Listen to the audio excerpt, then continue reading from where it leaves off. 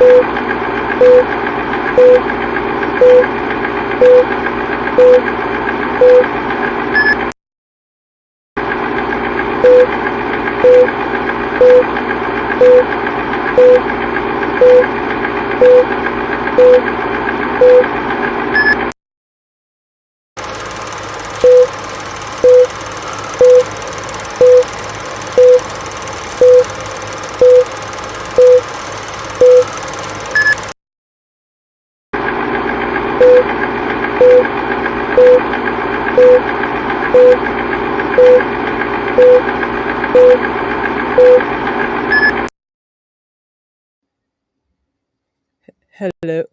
Can you guys hear me out there in stream?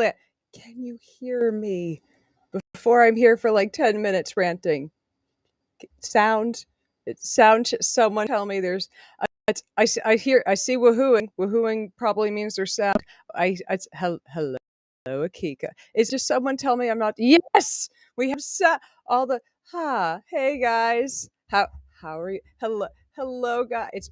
It's been a while. I miss you too. There's been re-finagling of things in here, like the light that I normally have to it's you would be very proud of me with the setup I did. Normally I have like a little stage light. That thing got re-finagled for another part of the room. So right now I have a normal old desk lamp aimed at a mirror to aim back at me to get diffuse lighting. I'm very proud of myself. So, anyways, thank you for all of the welcome backs. I'm glad to be here. Sorry that I didn't get an article out. Did you know that there's a lot to learn about the rabies in the course of a week? I learned a lot about the rabies in the course of the week. But let's catch up a little bit, and then we'll get in. Then we'll get into the business. Let me take a little sip of. Eventually, I will join you guys for some late in the stream libations because it's a Thursday. It might be Thirsty Thursday next door at the frat house. Here it is. I don't have a good clever thing to say. I'm going to get stoned later, but hold on a quick second. For now, it's seltzer. But anyway, yeah. So thank you guys for bearing with me through the many moons of me letting this adorable little setup with Space Mom and my nice little look at making it look like I've got some stars behind me setup go to waste, which very sad. Very sad. I need a little bit more. Damn it, Token Thursday does. It does fail. It does fail. Dang it. We'll make it. We'll make it work eventually. But yeah, where was I before I so rudely interrupted myself? You guys are gonna. I hope the drinking game comes back. I really do. Let's see. So Stony Thursday doesn't. It's every day of the week. Days that end in Y can be a stony day. At least that's the way I look at my that's the way I look at my calendar. I recommend it. This state of reality. Why go through it unaltered? Using dog urine to pass a drug. Just coming like look. Don't I don't know if anyone has. I'm sure someone's tried it. I don't know if they've done it successfully.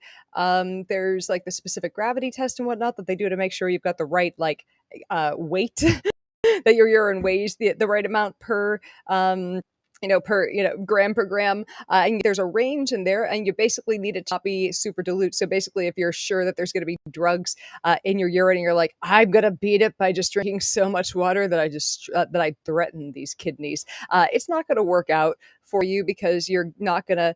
Did I take my ADHD meds? Yes, I did take my ADHD meds this morning. But yeah, you dilute your urine to the point. I will get to monkeypox. There's typhoid. Anyways, I'll get there. But yeah, did take my ADHD meds. Anyways, back to Blurs say, oh, I like that. Anyway, so back to shit. We did manage to get me off topic eventually. Okay, urinalysis.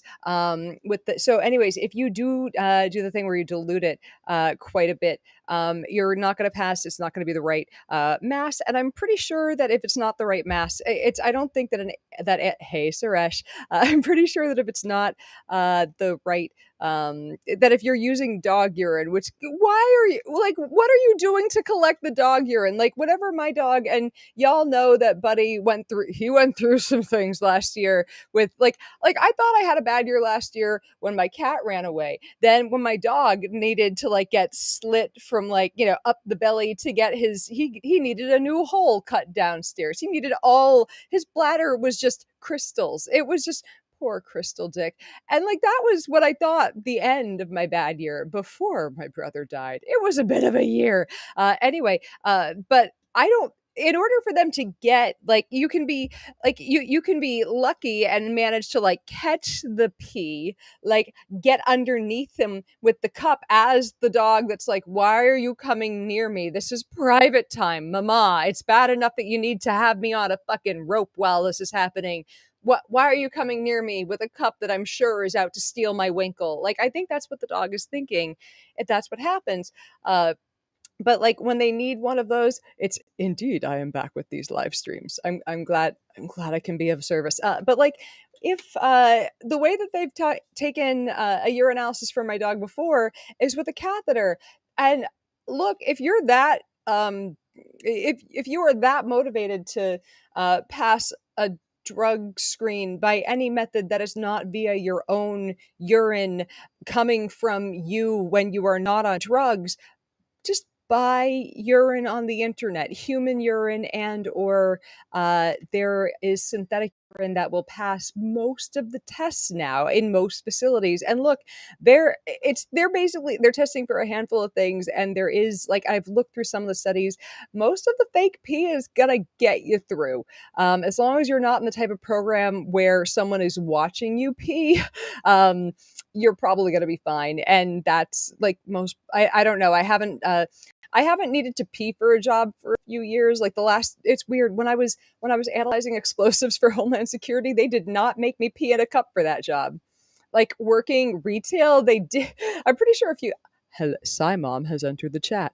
I'm pretty sure I've had to pee into a cup for retail jobs. I did not need to do that for like the fancier the job, the fewer the screens. I think they're just like, well, you managed to get through grad school. I'm like, people get through grad school on a whole lot of cocaine. Right? Moving on, definitely not me. I couldn't afford it. That, and we probably would have figured out I had ADHD much sooner if that was the case. Moving on. Let's see. Someone said the past couple years were a do-over. I like looking at it that way too, Dave. Good morning over in the Philippines, Emmanuel. See, scrolling. Hello, the other side of LA, Sultan. Scrolling back up a little bit. I see James saying just drink.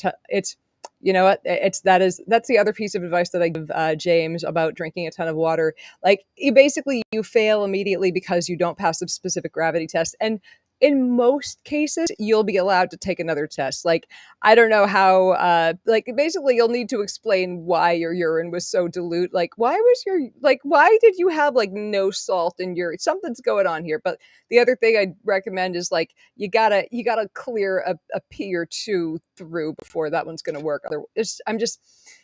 It's not a healthy way to do it. Just don't do ass loads of drugs, like right before you need to take. Anyway, how did we get on to? I do. Thank you all for making my life warmer and more pleasant. And anyways, so somehow my old lab showed up on my, like, I was looking through it. I'm like, how would I even explain this? The old lab that I worked at earlier, and I was trying to figure out what. Someone said she's melting. I was trying to figure out how I would explain it if I were ever to do an MOS on it, and what the exact legal things were that it had gone through. And it was while I was, I think I was working on writing a quick little post about student loan forgiveness. Someone just said I went all pixels there. It looks like I still have internet here, according to my place. So I don't know if it's me or you. Oh shit, can you guys still hear me? Please tell me you can still hear me. Is there sound? Is there sound? I promise it's not. I promise I have not gone that blurry from the marijuanas this early. Am I de-blurred? Yeah, okay, cool. It's on this side, none of the blurs, but then again, I have the right here. All right, cool. glad we are rectified. But yeah, I was trying to figure out, like, I'm like, I didn't want to, I was trying to throw down a little rant about the student loan forgiveness thing. And I'm like, how do I describe the job that I was at while I paid off my loans? Now, let's talk about the student loan thing. Now, I'm really lucky in terms of undergrad loans because I was valedictorian. I had a really good undergrad or I had, really good undergrad student aid package, like full tuition scholarship. I really only had to pay, incidentals, and I had, whatchamacallit, on top of, like, I had, room and board basically. And because, my parents had just divorced, my father was just, he's like, bye, not responsible for goodbye. You're not my kid anymore. We were, just on my mom's income for the FAFSA. So I got a lot of grants and whatnot. And I really had, relatively low, I had, relatively small loans when I got out of undergrad, I think. So, I mean, by the time, like, I got them paid off relatively young, I had one hiccup with them too, one major fucking annoying hiccup. And it was when I went to grad school. Like, I thought, like, there was a piece of paper that the financial aid office at my grad school in England, they just had to send back across the fucking ocean. They had to send it on over they had to I forget my loan cup. It's just, god damn it. I don't know if they didn't send it. I don't know if it didn't get processed right, but god fucking damn it. Somewhere in between my grad school and my student loan company, one piece of paper did not get processed. And all of a sudden, I get home and I'm starting a new job and I'm doing the things you do after grad school. And I get a piece of paper saying, you're super fucking behind on your student loans. I'm like, motherfucker says what? So yeah, I had some problems with that loan. But no, here was, like, I didn't want, which uni did I go to in the UK? Anglia Ruskin in Cambridge. I want to be clear, that's not one of the many colleges of Cambridge University. It is another university in Cambridge. Ta-da! I give that song and dance because I want to make sure people understand I did not apply to, nor did I get into Cambridge University. So I would have loved to. It sounds like it would have been fun. I went to the other school. I went to the other Cambridge. Anyway, so back to the undergrad loans. So I had this extra little, here's this, like, punch, kick, thwap to your credit score, and extra, however much, I don't even know at this point. It's been long enough. So I'm at this point, things are not going well. I get out of undergrad. I finished undergrad in 2000. I graduated undergrad in 2005. Take a year off and do some working in a field that I definitely decided was not for me, like sales, not my thing. And then did grad school and get out of grad school in 2007. Do you guys see what I'm about to crash right into? Oh yeah.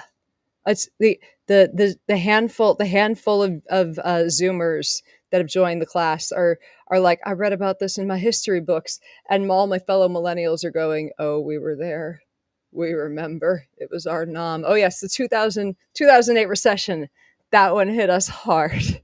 That was no good because I had a contract I taught for a year, and after that, like the 2008, like I worked on the Obama campaign for a bit because I was waiting for a job to start up.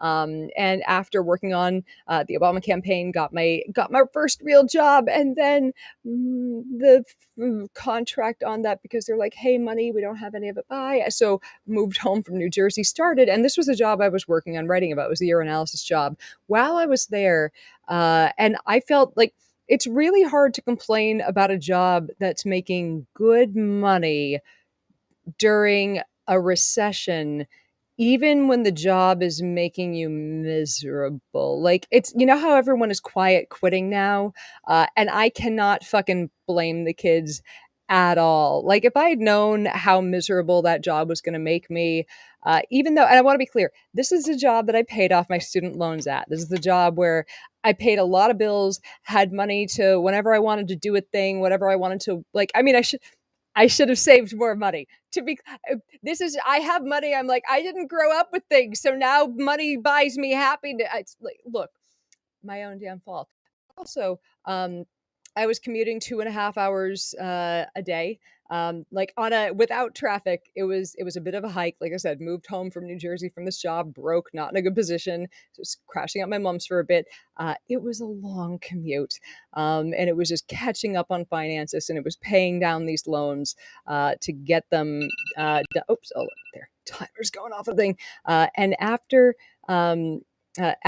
getting just managed to just throw money hand over fist at this loan and get it paid off because it technically wasn't, like I said, wasn't too bad even after all the interest that I got added onto it. It's like I said, being at a place where you're like, this is why I say I don't blame the kids for the quiet quitting, because every year we were sure, because every year it's like, oh, we have so many more clients this year.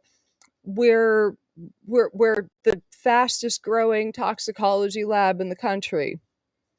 We're still hiring more people and buying. We can barely keep up with buying new GCMSs and HPLCs, and we always need new people, huh? And yet we cannot give a raise over 1%. You were basically at that point, because of inflation, being paid less.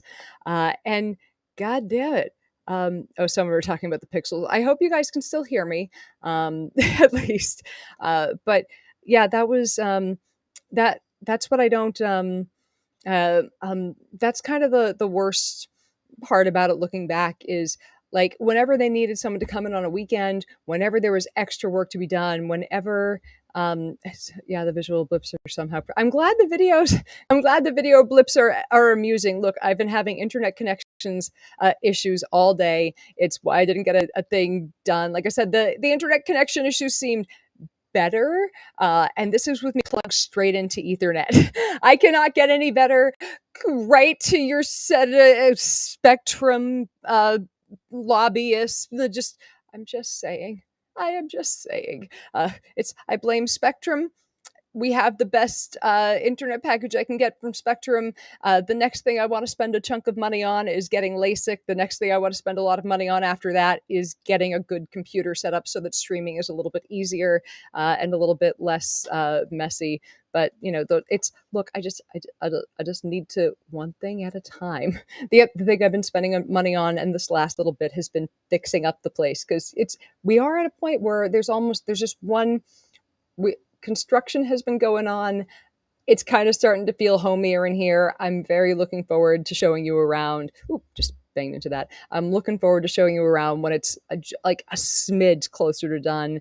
Like my living room kind of looks like a living room over in that direction. I got a new coffee table this week that I'm very excited about. It feels weird to be excited about a coffee table. It also feels like I'm damn near 40, and this is just what being damn near 40 feels like. So anyways, back to whatever the fuck I was ranting about a moment ago before I realized I'd gone pixelated. Let's see, what was the pixelation? What was happened during the pixelation part? Oh yeah, 2008, the job. So I'm working at this thing.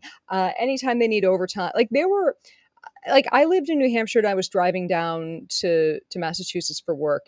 And if you know anything about how latitude and weather works, you'll know that New Hampshire.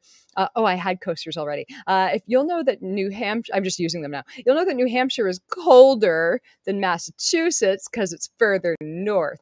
Now, this was a problem for one of my bosses at times, because they would look at me like I was making up this known fact of the climate, of geology, of just this known motherfucking fact of how weather works.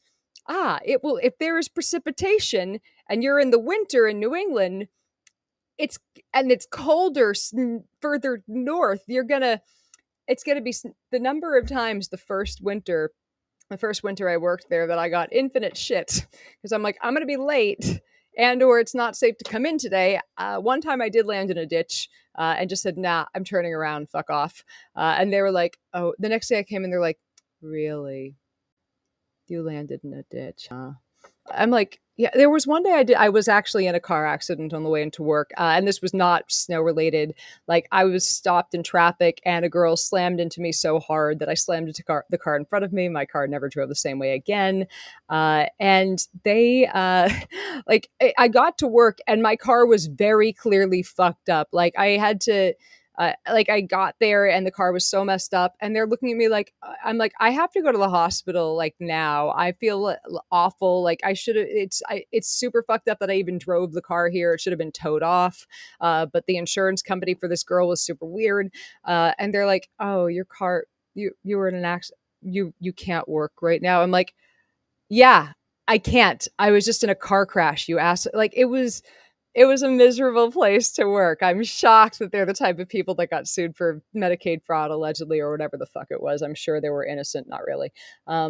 Anyway, so really glad that But anyways, like I said, they paid relatively well when I started there, especially during a recession. And I also found out because I started there after they've been open for a few years that the people who started there a few years before me got paid way more. Like they started dropping it, the amount they paid after a little while. And then there were a couple people that got jobs there that like knew the owner that got higher pay. It was just, it was fun. It was now here's the punchline. And it's really weird to like, it feels, like I said, you feel like an asshole for complaining about the shitty job that paid you really well, or about the job that you were, like every year you're like, maybe this year I get the raise. I think one year I got a 1.5% raise. And that was one of the better ones they gave out. It was like, so this is what, and I mean, I showed up anytime they needed it. I showed up. I slept in the really sketchy, hotel across the street several times, either because of snow or because I just worked a 14-hour day. And I'm like, fuck it. It'll cost me less to just sleep across the street and come back in 6 hours and do it again tomorrow and at least get really well paid in overtime and go back. And that is how I paid off my student loans. The punchline of all this, and I brought this all up, is that no one should have to work at a place like that makes them hate their life for 4 fucking years for a bunch of assholes in order to pay off their loans in a timely fashion. Nobody should have to stress all through high school that if I'm not valedictorian, I'm not going to get a scholarship that makes this affordable.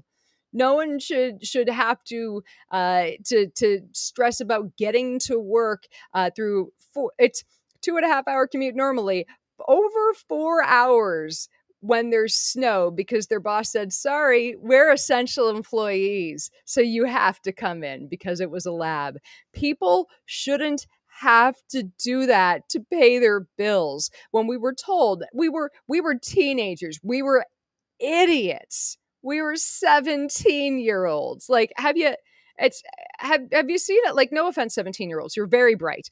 But have you seen a 17-year-old? They're idiots. You're bright idiots. But like, trust me, with hindsight, like I know you're not going to remember this exact stream if you're 17 and you're listening to this, but like there's just a lot that you don't know about, like and I mean, I say this in a you cannot predict the future sense. You do not know what your finances will look like in 20 years. You don't know what jobs you're going to have, what opportunities you're going to have.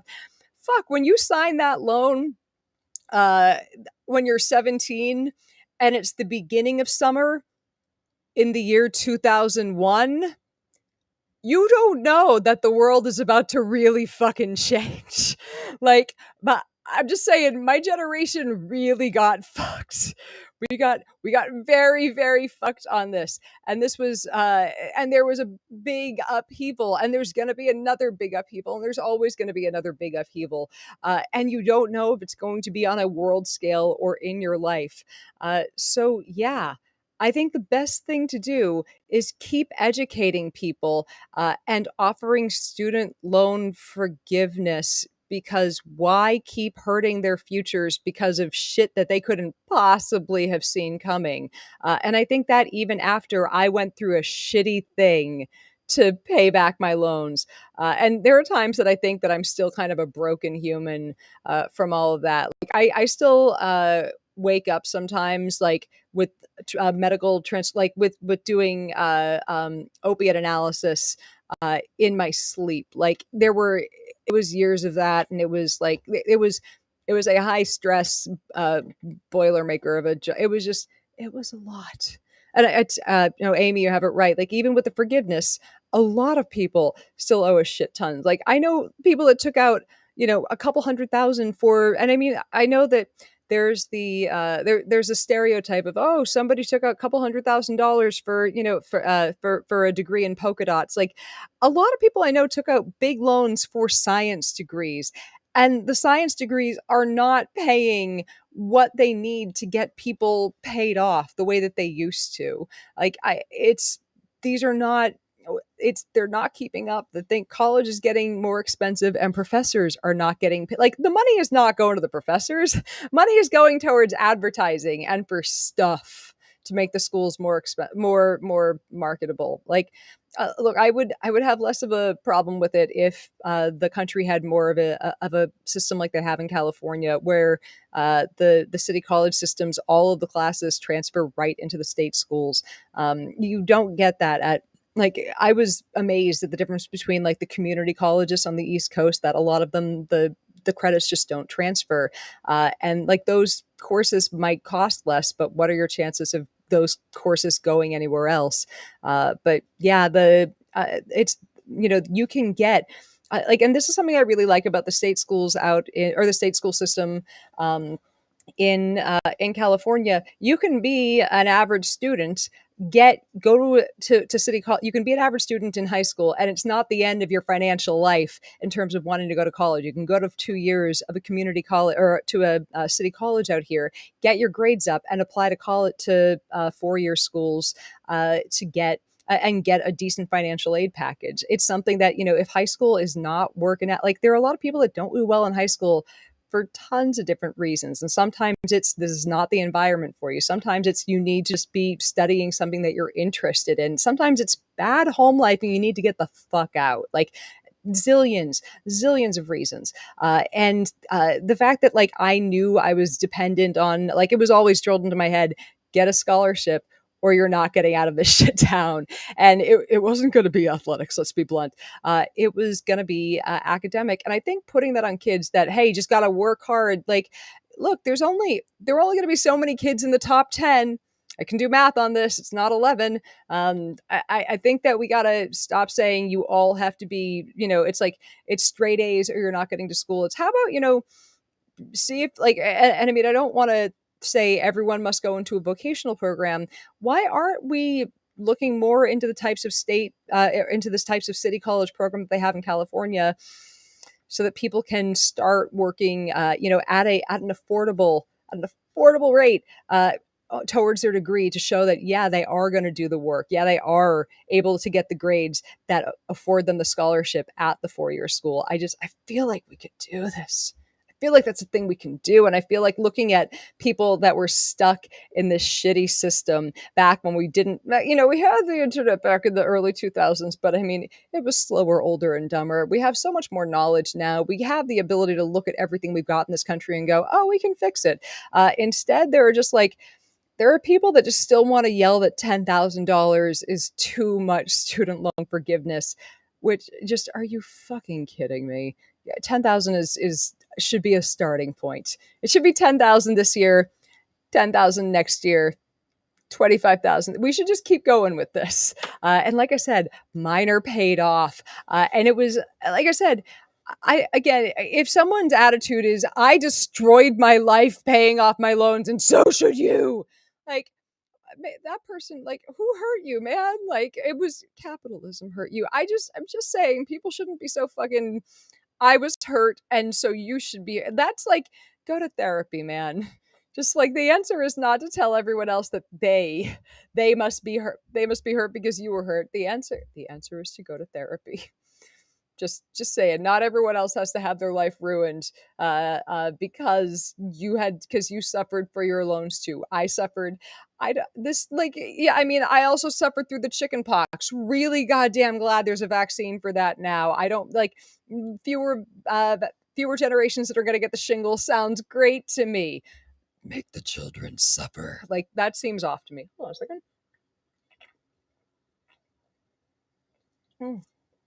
Anyway, need to make education expenses 100% refundable tax credits.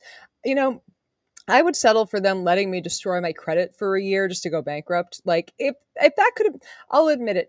If that had been offered to me at some point in my 20s, I might have taken it, but then I probably would have looked at all the paperwork it took to do bankruptcy, and I would have been like, nah, I hate paperwork more than I hate paying things. So that's how that would have worked out for me. I'd have been like, ooh, I got to fill out forms. Just take my money instead. So it's, hello up in Calgary. Hello, hello. Hello. Sorry. Anyways, the current forgiveness scheme is the best and most the executive branch can offer legally. The rest is up to the legislative branch. Oh, we're fucked then. So, it's unless we get someone who just I'm curious how, and I asked because I don't, I'm not trying to push back. I'm just, is there a reason why 10 is the best he could offer? Like, is there a legal, what's the legal, you're a lawyerly lady. I need to know what's the reason. But anyways, I'm super, if this is benefiting you, Mrs. Auntie Saibabe is super fucking glad. If this is not because you were financially able to pay off your loans, I'm also super fucking glad, because it means that, like me, you are probably not suffering anywhere near as badly as a lot of people were through the 2008 recession. Like, I was able to go on vacation a few times during that. And I had friends who lost their houses. Like, I couldn't afford a house in the first place, haven't ever. But, seeing people go through some real fucking hardships with the finances was eye-opening. And it happened in like, financial lives were ruined during that time. And I think if anyone's not looking at this with a little bit of compassion, there's, what, did your dad not hug you? Like, my dad didn't hug me enough. Again, therapy, it worked. I'm gonna let's see, shoot, I'm a half hour late. Don't worry, Angela, you can go back and watch it again. You can do that. Just a quick, hold on a second. I want to put another caption on the bottom of this. Let's see, let's see, just because I always have to, always be plugging the thing that keeps the lights on. There we go. Just adding that, because if you're, I feel like the people that are here are probably mostly patrons, but we will be back this Saturday, or not this Saturday, sorry, because we do this the last, hold on, is this this is the last Saturday. We will be returning with patriotic prank calling on Saturday. I thought you guys would want to know, because there's there are some people in the Congress and the Senate who just, they deserve to hear from their constituents, y'all being some of their constituents. Now, I know some of you aren't even from the country, but I think you're their spiritual constituents. I think we could all join on a little phone call hell, if you're, hell, if you're Canadian, you're also at least Ted Cruz's constituent. Sorry. I'm not even sure who I'm not even sure who Dr. Oz's constituents are. Son of a. Moving on. So, anyways, we're resuming that with the Patreon on the Saturday. I'm very excited. I'm gonna have to figure out when to fit in, because we are doing some construction this week. I've been promised a few new windows. I'm very excited. Let's see. FYI, the White House Twitter. Hold on, I got to scroll back up to see that the White House Twitter account is outing the GOPers who took out the PP loan. I love this. This has been one of my favorite trends that I've been seeing on. It's like, this is just, I don't know if it's vigilante tweetism, but finding all of the right wingers who are like, this is awful. How could they? You take out debt, you need to pay it back. It's in the buy, blah blah blah. And then, because it's publicly available information, who took out one of those PPP loans that were supposed to be for small businesses, very small business. At the beginning of the pandemic, some of these people took out like millions of dollars in these loans, or up to $1 million. Like, it's very easy to out all the people who took out one of these loans, hasn't paid it back yet, and is being like, these $10,000 from these freeloaders. It's Troy Knapp, White House Twitter woke up and chose violence.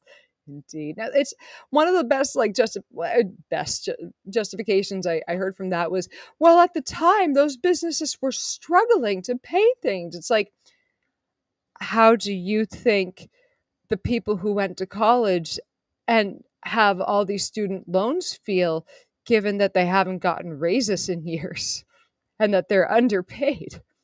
I feel like there's something being missed here about how the American worker is getting fucked. So it's fun, isn't it? It's a good time.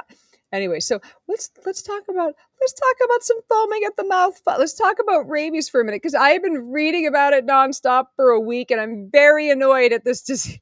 Very annoyed at this disease, because it is turning out to be, in like every time I read about it, something a little more annoying each time I read. So I just gotta, let's see, read Dr. Oz. Oh, let's see. So people that cannot define socialism. Look, socialism is any time the government spends money on something that a Republican cannot blame on the Democrats, or sorry, that a Republican cannot take credit for, that they can blame on the Democrats until they can take credit for it. Like, I think one of my favorite things I've seen a few times is after people, or Republican congressmen and women, going to their districts and being like, look at this thing that I did for you, and it's something that they voted against and took out of the Build Back Better. Oh, their muffin baskets they're just adorable. They're so cute. But it's unfortunately they're better at staying. They're really, really good at staying on message and working they're working as a commune, one shall say. They're good at working communally. Those Republicans work very good together. They work in one group, in a commune. They don't stray from message. I'm just saying, there's a reason why they get shit done, and it's that they're one little group. Even if that message is shitty and a big lie, they work together as a hive mind, one could say, in commune. I'm just saying they like Russia a whole lot. Moving the fuck onwards. So we're going up. We're going over to rabies. Speaking of Republicans, rabies. So, anyways, before and I mean, this is some stuff that I've been ranting about on Patreon for the last little bit. So if you want to, get the written version of this where I'm not interrupting myself and stuttering, it is over on there. The current GOP is like the Borg. Don't insult the Borg like that. They had great costumes. I feel like even the Borg would be like, Ted Cruz is a no. We resist. Like that's where they got to draw a line. Like, I feel like that's just not a thing that they would allow or I hope they wouldn't. So anyways, the rabies. I thought, probably like most of us, that you get go ahead and put that on a billboard, Dan Keeling. Speaking of Republicans, rabies. Maybe I'll have that on a slide for one of my presentations now. Speaking of Republicans, rabies. Oh, but they're anyway, so much like with Republicans, there are very few survivors from the rabies. So here's I've been not kvetched. I've been vexed. That's the vexed. Very deeply fucking vexed over this one, because all right, so I started off, the plan was and it's annoying when I start off thinking I'm going to write about this thing, no problem, fast and easy little article. And by the time I'm at the end of day one, and I super try to get an article out in one day, unless something happens, like I'm at the doctor's all day, or, Buddy the science dog is just being so cute. I can't look away. I mean, you understand that. But it's shit's happening with trying to do some house construction, to do some it's at the moment some stuff is moving around. Anyways, I always sit down and throw about 8 hours worth of work at SciBabe on a daily basis, and minimum 6 hours of that is thrown at writing, unless I'm away from that for something. So when I can't, after 6 hours of just even today with I just my internet connection, early in the day, the internet went down for sorry, the power went down for a second, it was off, and I'm like, oh fuck, seconds later came back on, and then the internet kept blinking on and off for hours. I'd be loading a page and I'm like, oh, it's coming up. Off, just off and on all day. And I'm like, this is luckily I had a bunch of pages still open that I hadn't finished reading through, but that's just no way to fucking work. But finishing reading up articles that I hadn't finished before, it's just every single time something kind of new. So here are the handful of things before. Is my face melting again? Please tell me. I want to. Face melting. Oh, are we talking about other viruses? I might take a day off writing about rabies tomorrow, because I'm still really hoping that the guy that literally wrote the book on rabies, punchline, it's called Rabies. I'm really hoping that he emails me back. I'm kind of gun shy to call him because and I looked because I'm looking through his profile at the University of Manitoba. I got his email from there, and he's it's he's an MD PhD, has a zillion. He seems freaking busy is what it comes down to, and I don't want to harass that. Anyways, I don't want to get all up in the doctor's business, but I have questions about rabies, and I feel like he might be able to answer them a little. There's anyways, here's the thing. I started off trying to write this article on the Milwaukee protocol, which I accidentally wrote the Minnesota protocol, so apologies to any of my Milwaukee and Minnesota residents. I'm not sure who wants the bigger apology. Pretend whoever one of you thinks it's you, it's definitely to you. So what happened? So through the course of history to this point, there had been that we know of 5 documented cases of people surviving rabies after it became symptomatic. Now, in those 5 cases before this one in 2004, there had been some mixture of either using the vaccine or them being a case of a vaccine failure that went on to develop the rabies, or there had been some amount of therapy that involved administering something to help provoke an immune response. So what was different about this case in 2004 is that she allegedly did not receive, I'm sorry for saying allegedly, I don't want to make it's, she apparently did not receive human rabies immunoglobulin, which is just a shell of antibodies to get the party started. And she did not receive the rabies vaccine at all. Now, pretty much every other survivor to that point that we know of had gotten Kickstarter, had gotten themselves a little shot of Pasteur juice, so to speak. And so that was what we understood was, hey, you're probably hey, you get bitten by a rabid animal, you go get yourself.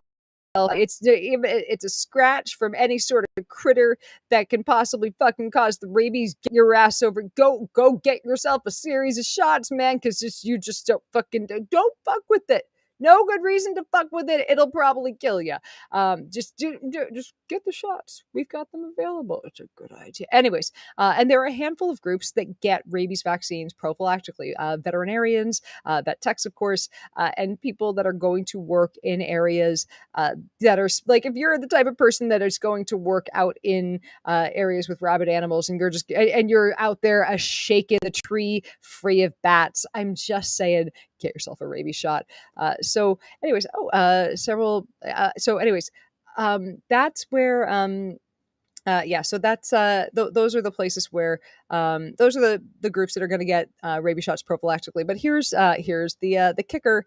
So this girl in 2004 allegedly, oh, in the army. I hope I wouldn't have. I did not realize that. Cool. It's yeah. Um, so this so anyways, this girl is not sure where she's getting the symptoms from at first. Goes to the hospital, gets looked at, has some weird kind of neurological symptoms, thinks it's just some sort of a weird flu, and eventually it comes up that when she was on a vacation, and I believe she was in Milwaukee at the time. When she was on vacation in Texas, she'd gone into a cave and there had been bats. Now there was another account I'd read of it saying that she was trying to get the bat out. She was trying to save the bat after it had flown into a thing, and that's when it bit her. And I'm trying to figure out which one's accurate because whenever I find two differing accounts of something, I'm like, wait, like I thought, like I'd read one account of it that seemed she had deliberately handled the bat, and another account that seemed very it was a passive encounter with the thing, and I'm not sure which one's which, and I'm not sure if the story's changing. Things like shit like this drives me crazy, keeps me up at night, and makes me wonder, are other journalists missing? Are they filling in the blanks when they didn't get an actual thing? Are you saying military and medical actually did something right? I'm saying yes, I am. For getting people vaccinated for the rabies when they're in it's 100%. It's a nearly 100% lethal virus. So yeah, fucking vaccinating people for it when that's that's a good thing. Hold on. Come here, bend up, get up. There we I just needed to get into a small fight with my microphone. No big deal. Yeah, vaccinating. If you're in the military and you could be sent fucking anywhere at any time, vaccinate for goddamn anything and everything you can. Even smallpox. I don't care if there's not going to be smallpox anytime soon, or we at least don't think there is.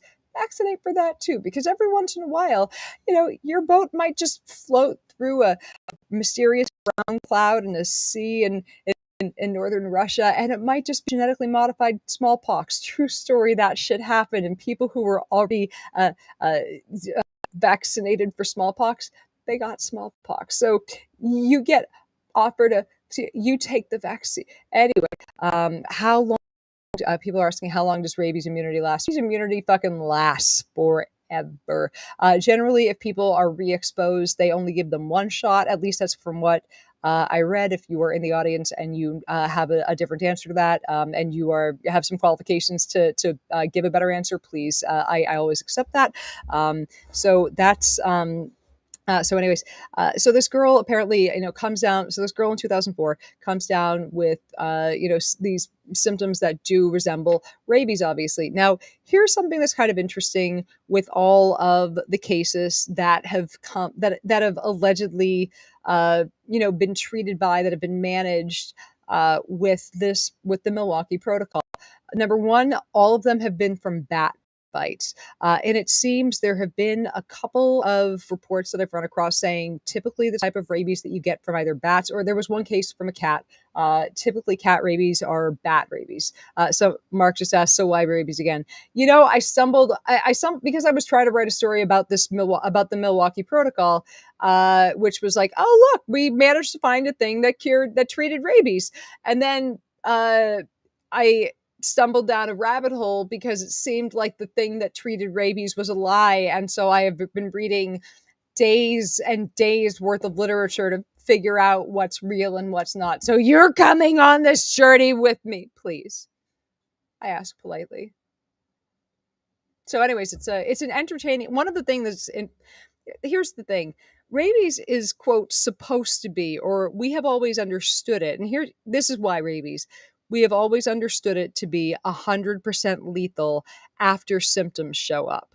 And that's the fascination, is that why are we, what happened in these small handful of cases that made it not lethal? And what's in the treat? Is there something that was in the treatment, or did something else happen here? And there's stuff that, like I said, I have hunted far and wide to figure out what other experts have said. I've asked I've asked for expertise from like on from med Twitter. I've asked for infectious disease doctors and neurologists to weigh in, and I'm coming up with very little response because it doesn't seem like anyone can agree that this thing does work or that it even did work in the cases that it worked in. It's not clear if people think like which part of this therapy is the working part, because and that's why I'm like I want to come out and chit chat about it for a bit before I write something. And I know I've already written like an introduction. Here's what rabies does. It doesn't. It's incurable.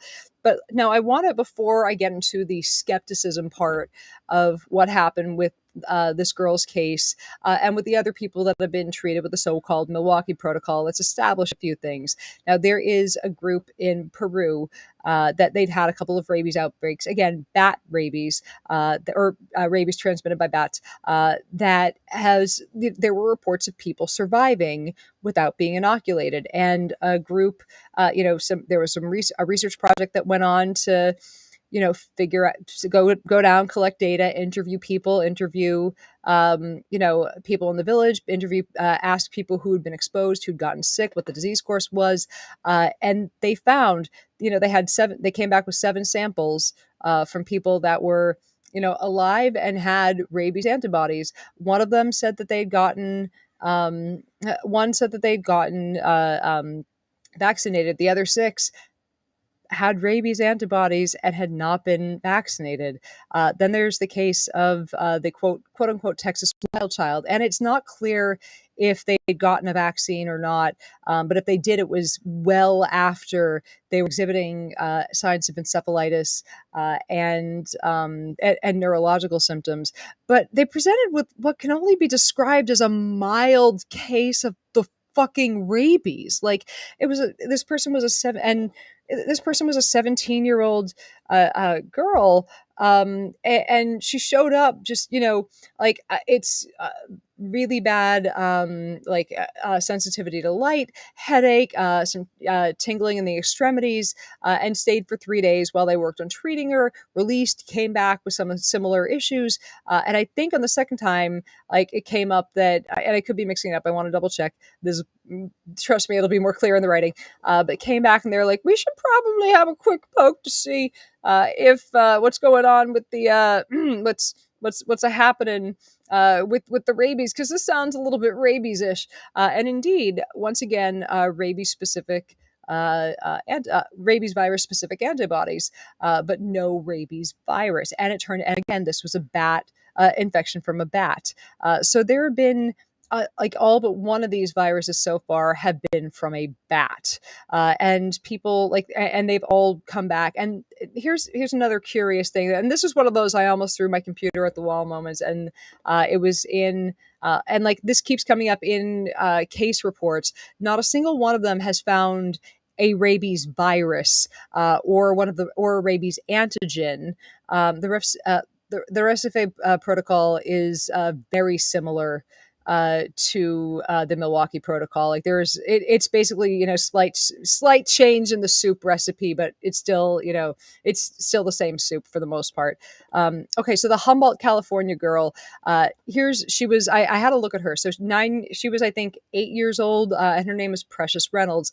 I cannot find that much information on her to save my life. Now here's the other thing.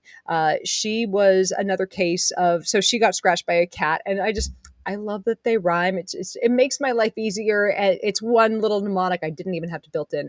So cat rabies tends to be the same virus as bat rabies. Now it could be inaccurate in this case, but once again, she was. It's never found an antigen or a rabies virus. Now again, that doesn't happen in every case. I want to be clear. Not every case of rabies finds. It comes with not every case of rabies involves finding a rabies virus or is identified with a rabies virus. Sometimes it's just identified with the symptoms and the antibodies. So I'm not saying those other cases of rabies was just the antibodies. Those are, but it's it's curious that in all of these cases, they found antibodies, but not.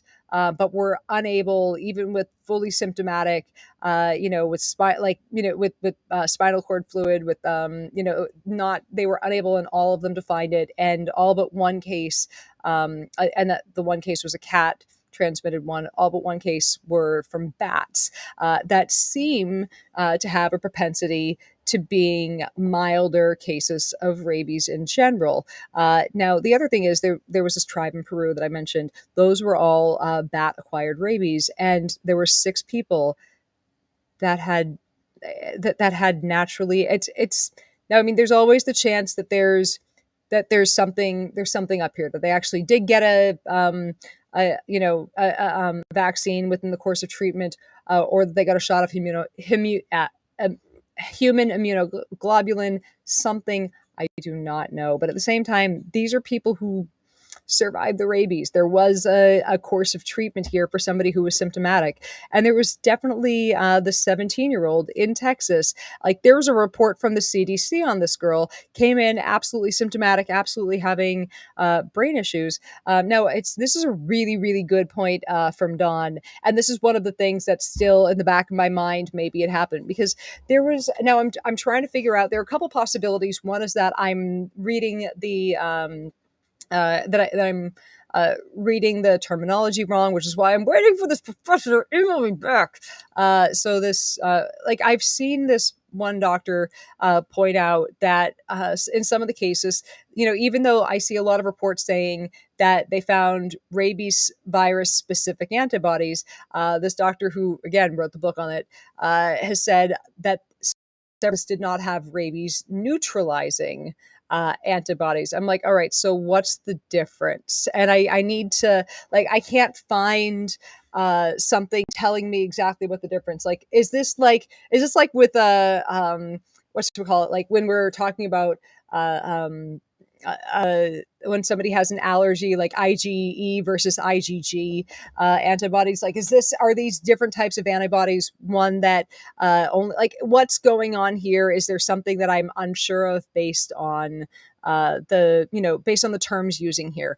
So that was one question I had. But it's interesting that one of the terms was, one thing pointed out was they didn't have the neutralizing antibodies. I'm like, Am I reading this wrong? Did I get it wrong, or was it just that all the cases didn't have neutralizing antibodies? So I'm not sure about that.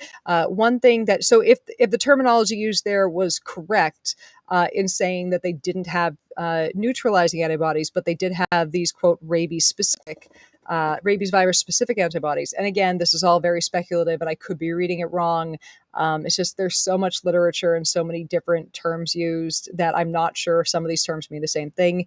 But one thing that's been brought up, and this was mentioned from Dawn saying cross immunity, it's been brought up that maybe with these bat viruses that seem to be a little less bad, there's exactly different types of antibodies that are doing the neutralizing because it's a different virus. It's possible, who the fuck knows, that we're seeing, it's just, again, I haven't seen these cases. I don't know. Maybe they've done all the thinking on it, but maybe because they're looking for rabies so hard, they're not seeing that it's another Lissa virus, another closely related, it's a close enough related virus that, what looks like rabies specific antibodies are showing up, and it's not, it's for another, we've got a bunch of invisible elephants in our blood for this. So I just don't know.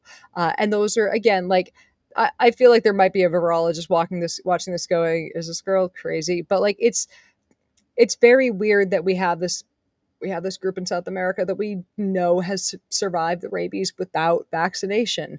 We have this, it seems. Now, here's the other thing. We know that, and there was another study I read that, mice have managed to recover from symptomatic rabies. There are other animals that recover from symptomatic rabies. And all of those things put together kind of made me wonder, why is this the only disease that we have so long presumed has 100% fatality rate? Literally no other disease has 100% fatality rate. not what like smallpox only. I mean, there's nothing good to say about a smallpox. It's a smallpox outbreak, but smallpox is fatal in about 30-40% of cases. The fucking plague still spares half of its victims. Half. It's somehow rabies though takes everyone. I'm just saying there's there's a part of me that just goes, maybe there are subclinical cases of the rabies. And it seems to be the case because by the time these people have gotten into the hospital, they've had detectable antibodies. So their bodies are already starting to build up an immune response. These are younger, healthier people who, in several cases, like it's what's interesting to me is that there's the one case that everyone knows of, the thing for the one case with in which the Milwaukee Protocol became so quote famous in 2004. She allegedly already had antibodies, either by the time she arrived at the hospital or within 2 days. It's unclear when, but either way, she was mounting an immune response around then. So it's not clear how much of her symptoms were because of the rabies virus versus the immune response. And I don't know. I would rather, like, if someone out there is a virologist who knows a lot about rabies, I already emailed one and he hasn't gotten back to me, probably because he's busy being the world's preeminent expert on rabies. But please, if you know much about it, email me back. Anyways, but yeah, there are a lot of questions. This left me with more questions than answers, and it was frustrating and interesting. And still, like, I feel like I'm gonna still work on it again tomorrow because I'm a masochist and sometimes not the fun kind. Anyways, but it was like I'm left kind of with a couple of potential thank you, team captain Ryan Blackhawk, for sharing the Discord server. Please come join the Discord. It's a good time. There's, like, I'd say there's cake, but it's online, so there's no cake, but there are sparkling personalities. They're from the sparkling personality region of moving on. So anyways, I'm left with a couple of conclusions that I'm still trying to wade through with this. One is, like, and this was just a kind of one last aside before I got onto my conclusions, because again, I'm really good at interrupting myself.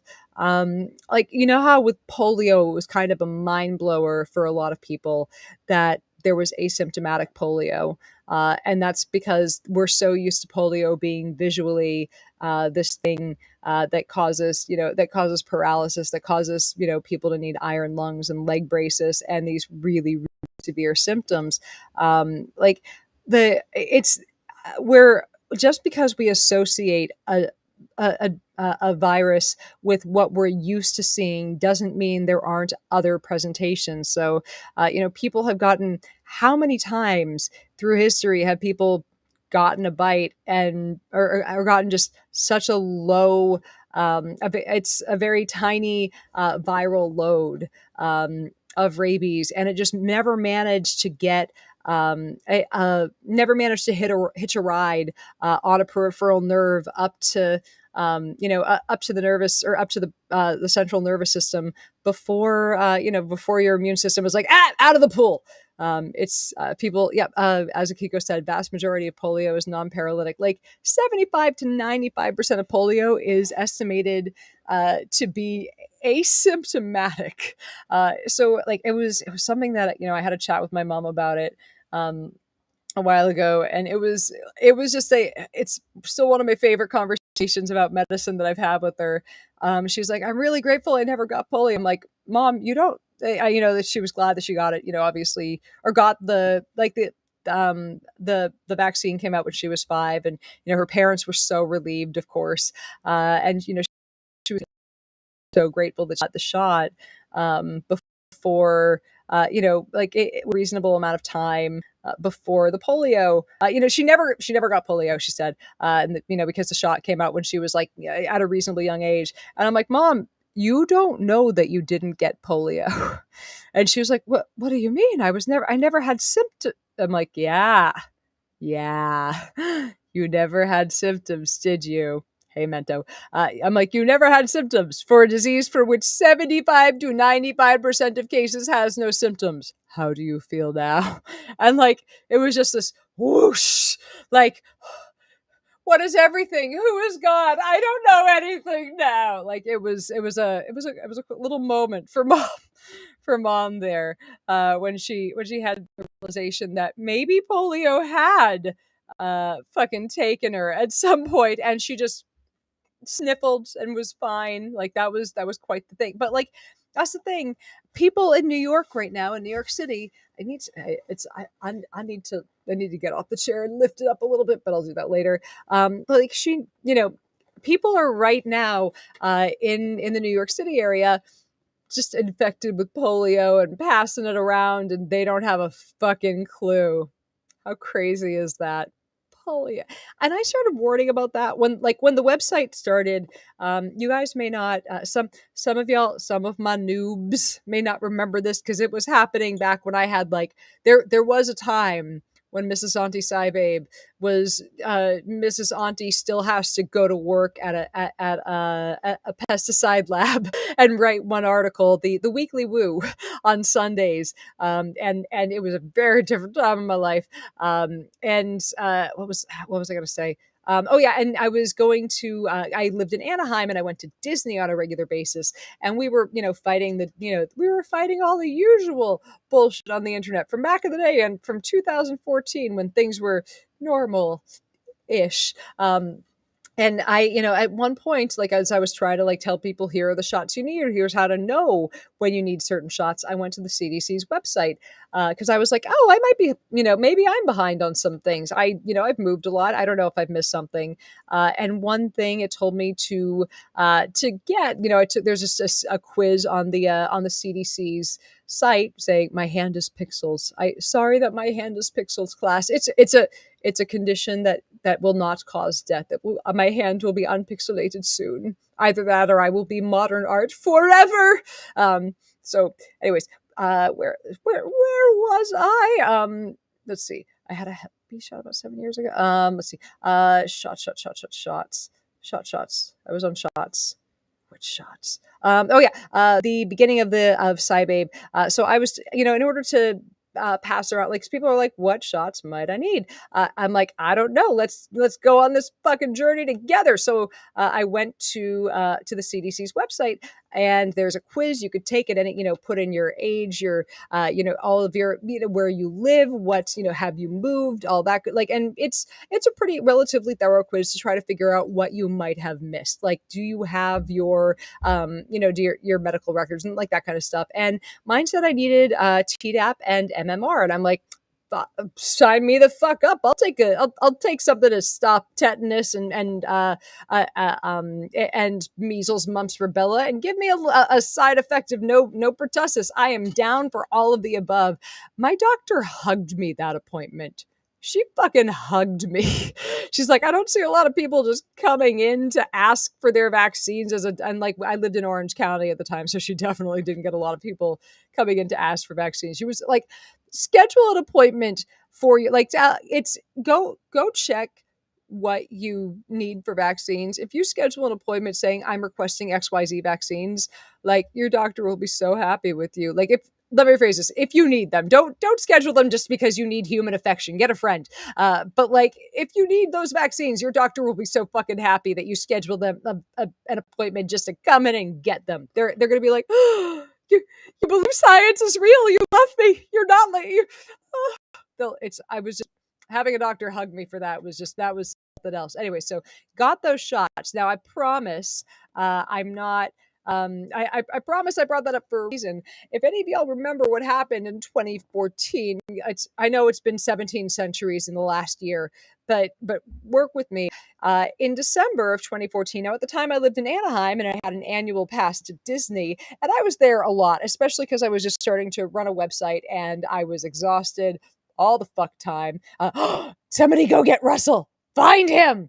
Hunt hunt me down Russell Smith and bring him here. But anyways, at the time, I was going to Disney fairly regularly. Like if I was, I'd get out of work and go ride a roller coaster or two.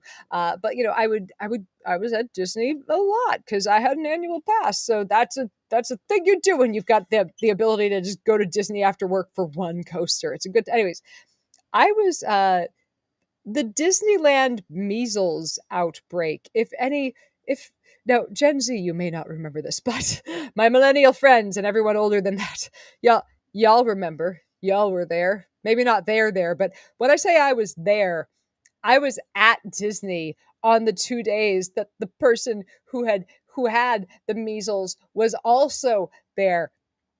But I had just gotten my measles shot 2 months before, so I was immune as fuck. So anyways, I'm just saying, running this website and going and taking that CDC quiz, I don't know if, like, maybe my titers would have been fine if I checked them, but man, I was so happy that I had just sat down, taken a few minutes to take that quiz, because I could have gotten the titers checked and waited a few weeks and gone back to the doctors. But you know what? My insurance covered those fucking shots too, and I know that I was that I had some immunity then. So it was nice to know that I was not like I don't know if I was in the same side of the park, because there were two parks at Disney. There's Disney and California Adventure.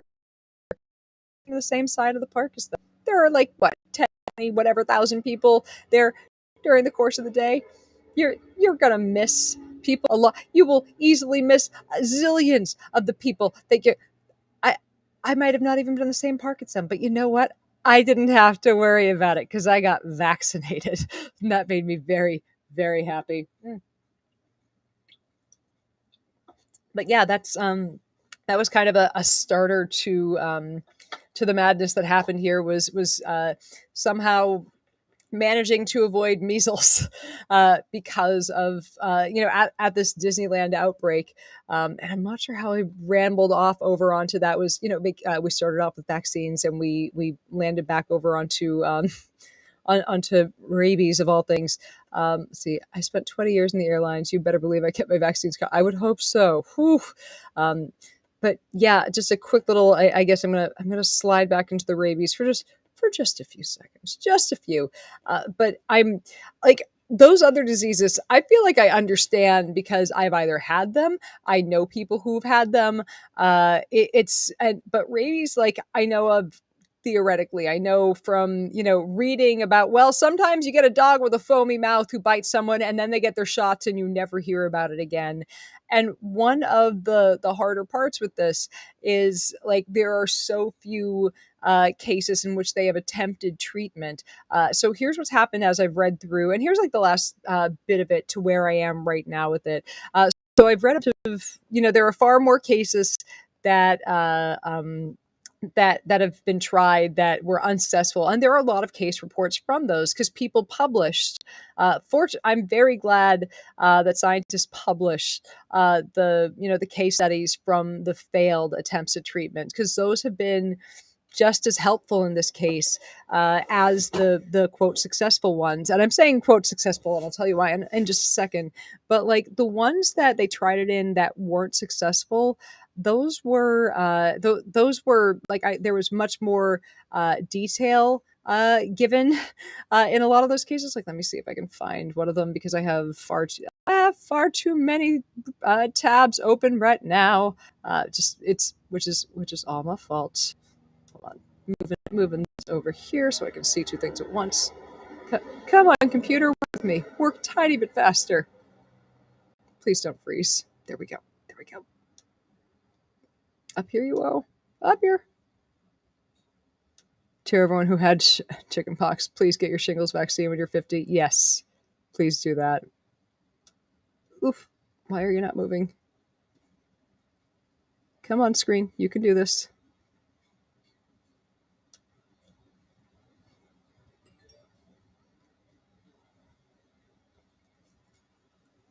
I might have frozen the whole damn works.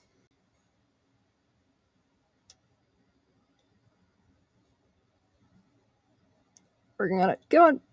There we go.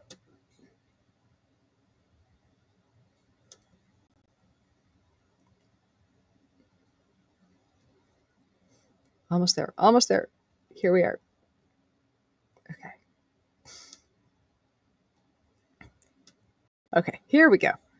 I just need to move this so I can actually see. All right.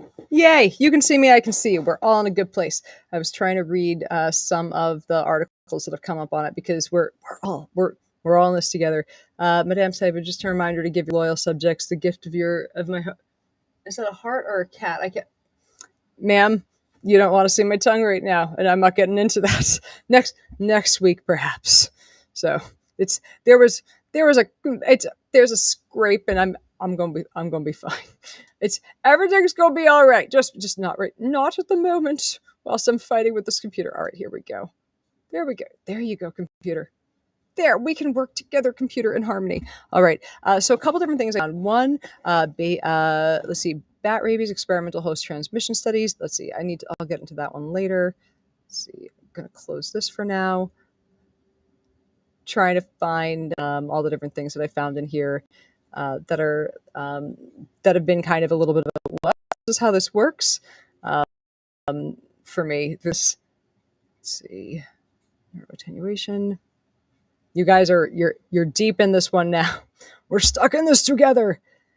Perspectives and diagnosis from rabies treatment and encephalitis.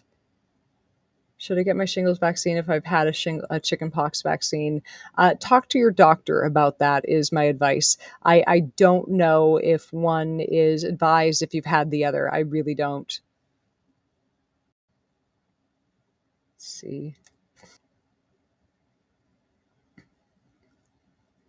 But yeah, there's I have not found something recommending the Milwaukee Protocol from like any major global organization, any major national organization, and that's been a little I can't even find like a page on Wikipedia for it, which feels like the lowest stage of this is a real thing.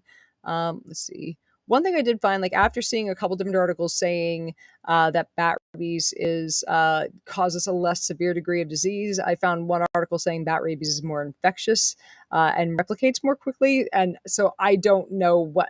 That was just another thing that showed up today that made me go, why? I was melty face. I've got myself a case of melty face. I'm doing an alphaba again. I do. I wish I could defy gravity, my friends. I wish I could. Let's see. One thing that was interesting that I found, if you guys have watched the show Scrubs, there was one of the best episodes of the show ever. Was when a patient passed away, and they managed to get an organ out to Coma Guy and a couple of other yay, faces back. There was a patient who, or they had, a car accident patient die and pass on organs to 4 patients who all ended up dying. And Dr. Cox had a incredibly acted meltdown. Something I found out while researching, shit happened. People have gotten rabies via organ transplant. I was fucking shocked. It's only happened a few times, but that's real. Anyways, Sci-Hubs has a new gig. He is working at a cannabis testing lab now. I'm just saying, startups in the cannabis industry can go from bad to very quickly, and he likes the new job quite a bit. So I'm very happy that he's got at a new, much more stable company, and he's turning into an analytical chemist, and I'm very I'm very proud of them, and I'm very proud of the spouse for doing something new, and occasionally coming home and asking me, honey, how does this analytical chem thing work, and with slightly less confusion in their voice. So someone said from bad to Muppet noise. Am I making noises now? Has it gotten bad? Is it okay? What's happening? I have questions. I need answers. From bad to Muppet noise. Oh no. Oh no. Some screenshots of, oh god, I need to see. I'm going to be checking into the Patreon forum later to see the pixelated pictures. Let's see. Scrolling. are they going by spouse? I must like I try to look. It's when you've been calling someone a certain name by a long time, it does take a little bit of time to reacclimate, and it is a personal failing. But they them and spouse is much preferable. It's as they've said, you got a pronoun, I'll take a pronoun. But they them is the preferred pronoun for my non-binary spouse. So please, if you can, that's the preferred. Thank you guys. Appreciate the attention to there, guys. So it's just it is hard sometimes when you're. Let me rephrase this. It is not hard to accept a person coming to terms with their identity. Sometimes it's hard to break habits, and that's my own fault. And I want to be clear, that's my bad. So it's anyways. There's the update on that. I feel like it's been a while since that's come up here. So, but yeah, spouse. So, but Derek is still delightful. Spouse, hubs, or whatever the pronoun. They're freaking great. I'm trying to remember when they came out as non-binary. I think it might have been around like last year. I think that it's like, and I just want to address this from Kimber. Pronoun habits are hard. I think there is this belief from some people on the right that if you accidentally slip up on someone's pronouns, that there's that the quote woke police, there's an actual there's comes out in rainbow spandex and a sequined bra to arrest you to a place where RuPaul is going to come in and read the gay Bible to you. Which to me, that's amazing. I want to fucking sign up for that shit. But what happens in reality, if you have trans and non-binary friends, this, they just, you'll just get a quick, hey, they, them, their pronouns. It's that person's, your friend is now she, her. Your friend is now he, him. Oh, okay. Sorry. You just quick change and on with your day. I've never seen a fucking meltdown over that. I've never seen it. Never seen it. And I feel like I have either a higher than usual percentage of friends in the L's, the G's, the B's, and the T's, or just more than average are comfortable being out and having themselves be who they are with me. Either that, or a lot of jerks just scare off the cool people in their lives. But anyway, they're not going to scream at you if you get there. If you deliberately are doing it to be a dick, then maybe yeah. But why would you do that to someone you like? Your friend has, you screw up a pronoun, they'll probably be like, hey, say you're sorry and move on. Easy. Anyways, rabies. Speaking of Republicans who purposely get people's pronouns wrong, rabies. We're gonna go through that just a little bit more, and then I'll be unrabid from this rabid talk. So we're gonna pump through a little bit of it. So there are a couple different things that are with the hey, you could address for addressing. I do like the hey you. So they're one of the things from the Milwaukee Protocol.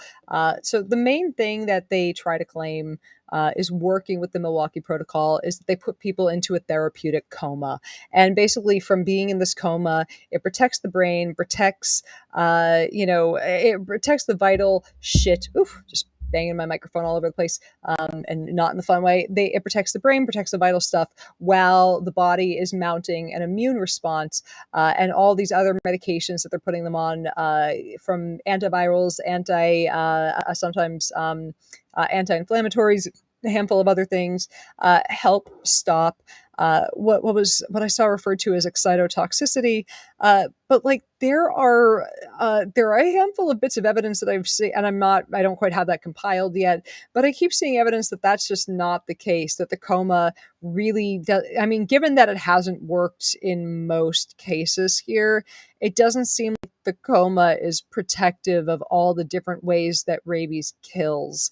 And I mean, there was one person that they claimed that rabies saved but then died. Um, so it doesn't seem like they saved, like it was, it saved them through the first part of recovery, but then they got pneumonia, like right that really quickly, like right then. And I'm like, Then I found one paper out of India in which it discussed a 58-year-old woman. I don't remember what animal said that she got rabies from, but it was about a 58-year-old woman who recovered from rabies. That one was retracted for plagiarism, and the plagiarism was, let's see. It's the more that you understand people. Let's see. The plagiarism was for two charts in the thing that basically they would have just had to have said these charts were taken from X, Y, and Z. And I cannot find any evidence that they've updated that. And I can't tell what else in the article might be bunked because I haven't seen any notification that the article has been updated or unretracted or like what the status is. And I also don't see anywhere. I'll tell you in just a second, Ariel. It's like, and I don't see like any signs that it's been. I don't see signs that this paper has been unretracted. That it's been like I also don't see anywhere else touting this article or this survival as being legit. Like nowhere saying, "Yep, but a 58-year-old woman in India survived." I see them touting stories that have variable degrees of possible veracity. I feel like I'm destroying the story for when I eventually actually finish writing it, which might be next week at this point, because tomorrow I think I just want to write about a quokka adjacent something adorable. Quokka adjacent something adorable is my band name. So it's anyways, where was I up to? Oh yeah, so the like the punchline, there have been at this point a handful of cases that have claimed that they've used this protocol to treat it, right? Who here is going to jump into the rabies rabbit hole with me tonight? Look, anything you guys find that's interesting, if you guys want to have a chit chat tomorrow, if any of y'all want to have want to have a chit chat tomorrow via stream, we can do that in the morning, just to try to sort out some stuff. We can meet up on the discords and just get together, and we can have a semi-private little live stream to chat. If anyone down this rabbit hole with me, if you're bored and want to poke around, it's my band, my band name thing. I feel like if I don't do it, it's like whenever there's a good turn of phrase, when I don't grab it, someone in the comment section does. So like, I feel like I gotta grab them. Or, like, are there references I used to do that I stopped? Like if there are references you want again, and throw them back in there. But like at some point, I just need to make a poster that's like, Cybabe Production presents like the hottest, the hottest music festival of the summer, and it's just like the list of all my band names. It's a graphic designer out there. And you can like point me towards if you're a graphic designer and either you can, or of a place where I can find a template. If you're a graphic designer and you'll make this for me, I'll pay you. Or if you know of a place where I can find a template for something like this, point me towards it. Like I want to make this thing. So, anyways, finishing up. But yeah, I'll probably pop into the Patreon forum tomorrow morning because I really want to. I'll see if I have it in me. You know what? Let's strike that. We'll chit chat a bit about the rabies thing in the Patreon only stream on Saturday. Just a bit. Either that and I'll still pop in tomorrow to chat, but without the live stream because I'm going to be tired. Anyways, oh wait, you already have an I'll do it. Okay, fine. Well, it's join if you're not. It's be over on the Discord, and I'll be there by like 10-ish. We'll do. I'm not sure if the caffeine will have kicked in by then. Be there by like if you're we'll sort some shit out. I'll pop into the Discord to Discord right after this, and we can all sort it out. Let's not set times while I'm on camera and there's a joint in my hand. So, anyways, here's where I'm at with like does the rabies does it work? Are we okay? What's happening? Does it 10ish, which times I live on the West Coast. So 10, like I don't function until there's caffeine and ADHD meds in me, clearly. Like I feel like me being diagnosed with ADHD was like the least surprising like diagnosis ever in the history of neuroatypicality. Oh, you hope to be fly. Where are you flying? Where are you flying out to, Mento? And if it's not here, I'm very sad. Anyways, let's see. Swipe the MGM logo. Anyway, let's see. Getting whatchamacallit. So really quickly back to the rabies thing. Here's the thing. And I'm just going to draw the conclusion here now. That's why I am incredibly fucking skeptical. 10 a.m. Hawaiian check. You very silly David. Incredibly fucking skeptical. Your diagnosis of ADHD is like your middle name. We don't know it, but we assume you have it. Yes. I feel like I was always one of those people to everyone except for my for all of my previous psychiatrists. Like I gotta I gotta, not that I don't think my psychiatrist watches this, or if he does, like that'd be cool because he's great. But I super appreciate actually I got a brand new doctor. And I like my doctor now too. And my doctor, likewise, they, them pronouns. And I kind of like, they're freaking great. It was nice to find a doctor that listened to me and kind of laughed at my jokes, which made me more comfortable. But yeah, new doctor and my, the psychiatrist that I've had for a long time, like while they're sitting there, diagnosing and doing writing up the scripts and talking about the plan for long-term. And like, it's this doctor, like when I had a mental breakdown, didn't go, well, we can't put you on, you're having panic attacks daily, are paralyzing your life. We cannot put you on Klonopin. Like they were very reasonable and has worked with me. And like I've reduced myself on medications as I'm better. Anyways, I'm just very happy with my medical team at the moment. It's been kind of cool. Moving on. Back to last little touch of rabies things. God, I've been doing this for an hour and a half. I really did miss you guys.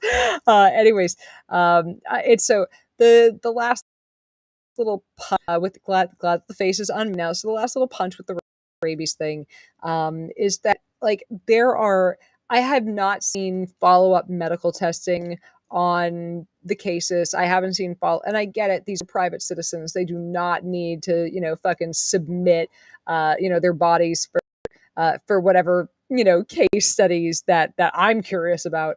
But like there's one girl who was 8 or 9, and she was diagnosed again just via antibodies, and she seems to be fine. Like it's unclear if the therapeutic coma even it's unclear if the therapeutic coma even helped, because she seemed to already be developing rabies antibodies before the coma. And there are a lot of questions as to which parts of therapy helped, or which parts of the Milwaukee protocol helped, if any. It's unclear if, like, the claim is that the Milwaukee protocol, the coma is the big protective thing. And that's not even clear if that part's helping, because all the, like, there was one report that I read in which the Milwaukee protocol was tried, and when they autopsied the patient, there was as I believe the quote was, significant brain edema and damage to the neurons. So it's been, somebody just asked, Greg Bender just asked, how do I find SciBabe on Discord? Could one of my team captains please help Greg Bender out? Thank you very much. I appreciate you guys. But yeah, that's, that was one case. Now there was another case, and this was really interesting because my college roommate, like, I put out a call for my, on my personal Facebook profile, being like, hey, anyone have any expertise? Because I have a bunch of medical people. Does anyone have background, expertise, research, whatever, And, as expected, a bunch of people who have no expertise in treating rabies in humans commented that I deleted that thread and was like, hey guys, do you know what expertise means? I love my friends.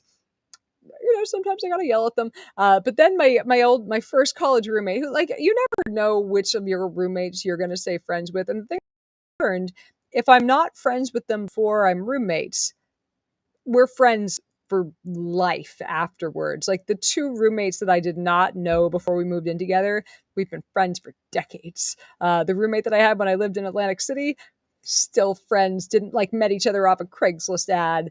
It's still friends with my first college roommate that I was randomly assigned to. And the reason I bring her up, she said, like, her response was, I didn't even react when you asked if you had I already covered mad cow disease, Ariel. It's under it's yeah, if you go back to scibabe.com, it's over on there. But I did cover that because I was and I was really surprised when I learned about that one, because prion diseases are fucking crazy.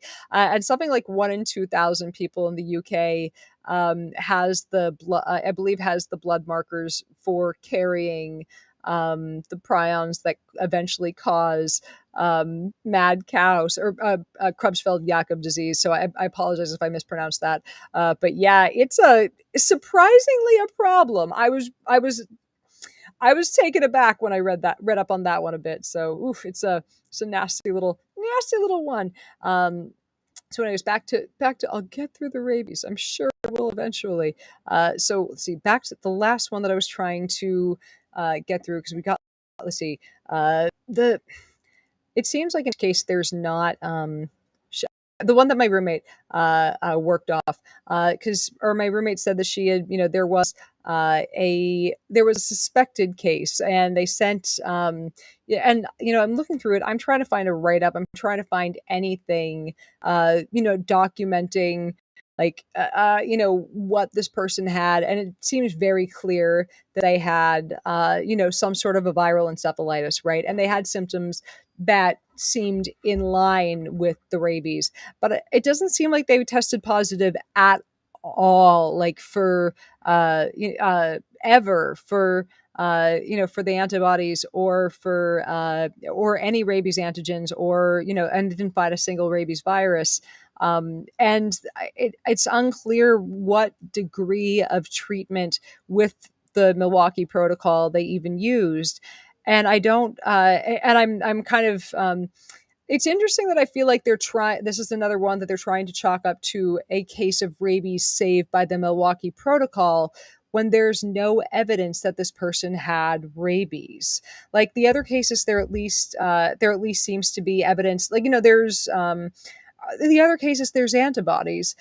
There doesn't seem to be, there are no antibodies here, which seems kind of weird. So there could have been a rabies type virus. There could have been, and this is why I brought up the possibility that maybe there's another list, because people have, again, like I'm hope that if I hope that this person emails me back, because like I'm not sure if there's a difference between neutralizing antibodies and rabies specific antibodies. I'm like, is one of these just, hey, saw you passing by, it's your rabies, I'm gonna become a rabies specific antibody now, and the stuff that's like lunch when it sees a rabies, like, is there a difference? What's going on here? And I need more information, and I can't, like, some of this is just not readily coming up on a Google search. And I think tomorrow I'm either going to call it a day and try to write something easier. Like, because as you can see, I'm at my wits, or I might write a third day. I don't know. It's going to be a long article, and I want it to be right, if you know what I mean. So it's just, it's been a lot. It's been a whole lot. I just want to poke through some of the other articles that I'm reading through before leaving this at an end for the day, and then just kind of chit chatting. Let's see, update. Let's see, there was a boy who was let's see, there was a boy who was the first person who ever survived rabies that we know of was a boy who was vaccinated. He was 6 years old at the time, vaccinated in the 1970s. There are cases of vaccine failures. Most of the time, they're in people who haven't had the full series, didn't get the immunoglobulin, didn't get that shot of immune boosting. Here you go, and or didn't or have some sort of a I know I'm a whole lot. My mama says that it's or didn't get that immune boosting power, didn't get the whole it's or had an irregular immune system, a compromised immune system. It's a virus. Antibodies will do nothing but cure the infection. It's in the nervous system. Here's the thing, Jay. Like there have been people who seem to have survived it, even after it's hit the nervous system. So that's the interesting part here. Like that's why we're talking about it. So like I'm not sure what you're like is there I'm not sure what you're trying to say. Like was there more to that thought?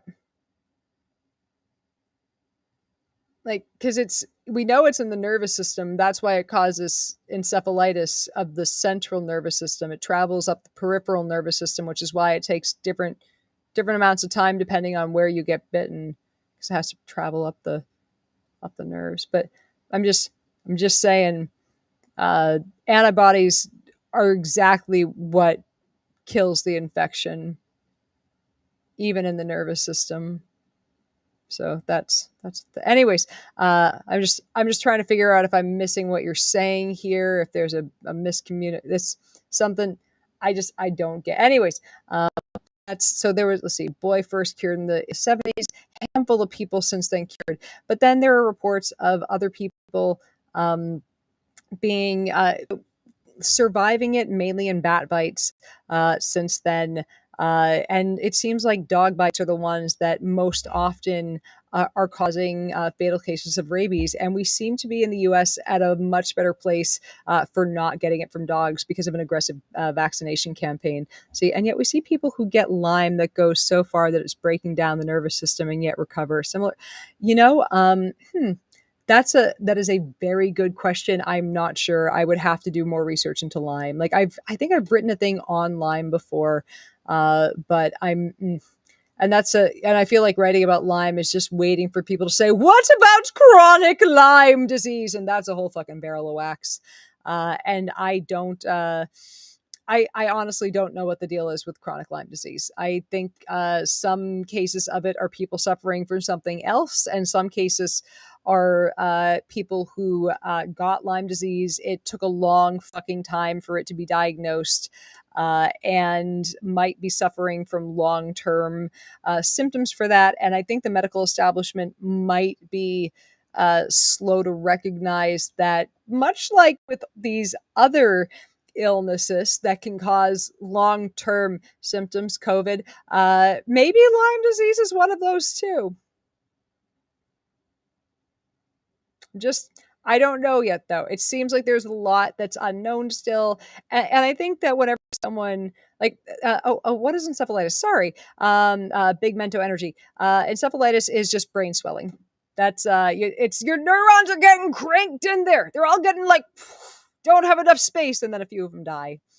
And things get sometimes you swell the foam at the mouth. I mean, here's the thing: there are a lot of different viruses that can cause encephalitis or inflammation of the brain, and that's different ones cause different effects. Sometimes due to the encephalitis, and sometimes due to the effects of the virus itself.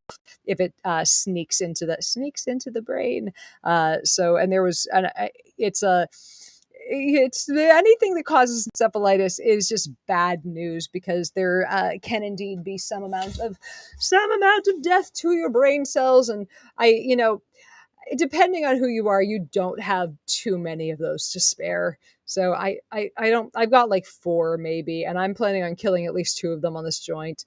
Let's see, I just noticed a 2. She must have something on that turned itself great. Let's see. Let's Are you guys deciding what I'm melting now?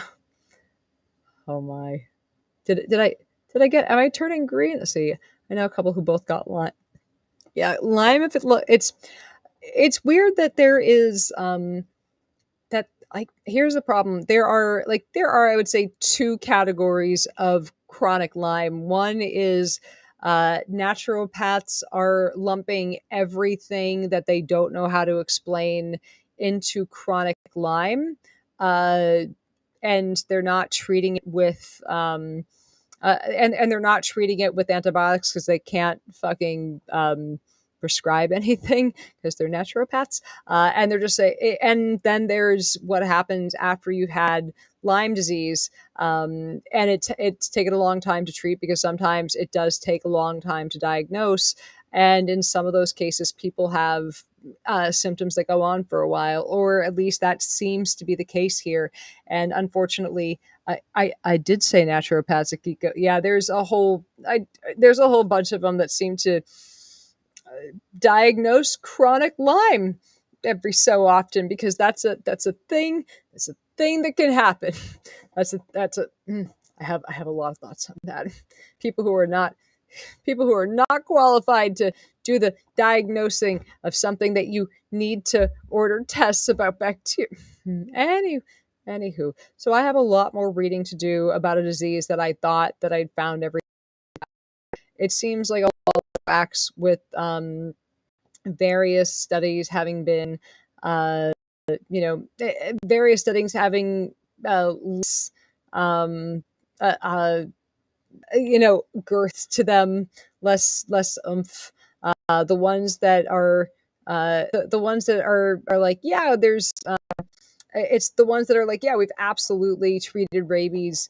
There seem to be less indicators that it was rabies and more chance that it was maybe another disease. It's very, anyways, we're done with the rabies for now. That's why I hope you understand now why it's been a long fucking week of just, I mean, every time I read, and by worse, I mean, it's kind of great, because you know me, I like it when I think girth. I enjoy when I go to write about one thing, and I think it's gonna be a really easy article. I wrote it because I was like, oh, this is cool. Like I can write a little bitty quick write up about here's what the rabies is like, and then this one guy treated it, and it seems like we're trying to figure out why this works and how it works, and it's gonna be we've treated more people since then, and then like that just it's changed. The more I looked into it, the more it's like it's hard to find. Like it feels like if it was legitimate, there would be more attention paid to all the case reports of it working since then, and not less. And it feels like there's just continually fewer and fewer, less and less attention paid since that first. Look, I could go She-Hulk. She-Hulk is in control of emotions because She-Hulk must be in control of emotions all the time, or she will be called hysterical. I mean, either that or I could go into full She-Hulk voice. I could do that. Like, do we actually? I feel like She-Hulk voice will end up being taken as Batman voice, which I'm not. I'm not okay with that. Mm-mm. So, anyway, I'm just. We're gonna. It's we've been doing this for a while. It's been. I can't believe we've been here for an hour and. I'm let's see. Lyme. What's the state of Lyme disease vaccination? If you want Lyme disease vaccination, you will have to beg your veterinarian for it because we do have a Lyme disease vaccine for Fido. Let's see. I just quick update because I know Akiko wants to know. Or let me rephrase this. I think Akiko wants to know because it's okay. Fine, I'll do the voice. I am Bat Hulk. I hope that worked for you. It's actually more of a Dr. Claw, if anybody remembers. Inspector Gadget. But yeah, I don't really have a Batman voice, but I'll get you, Gadget, and your little dog too. Can't do that one for too long, or else it starts getting a little terrifying. But every once in a while, I can drop a very deep, a very voice.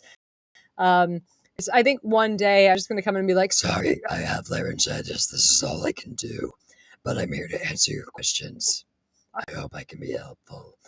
Like, that's we're not do Melania today because Melania is in jail. Melania is just accent for make glory of Mar-a-Lago. I mean America. Sorry, we're not doing more Melania. Melania is just for patrons because you guys are the only ones who will keep putting up with me. Anyways, but yeah, it's oof. That one's harsh. I'll get you, Gadget, and your little dog too.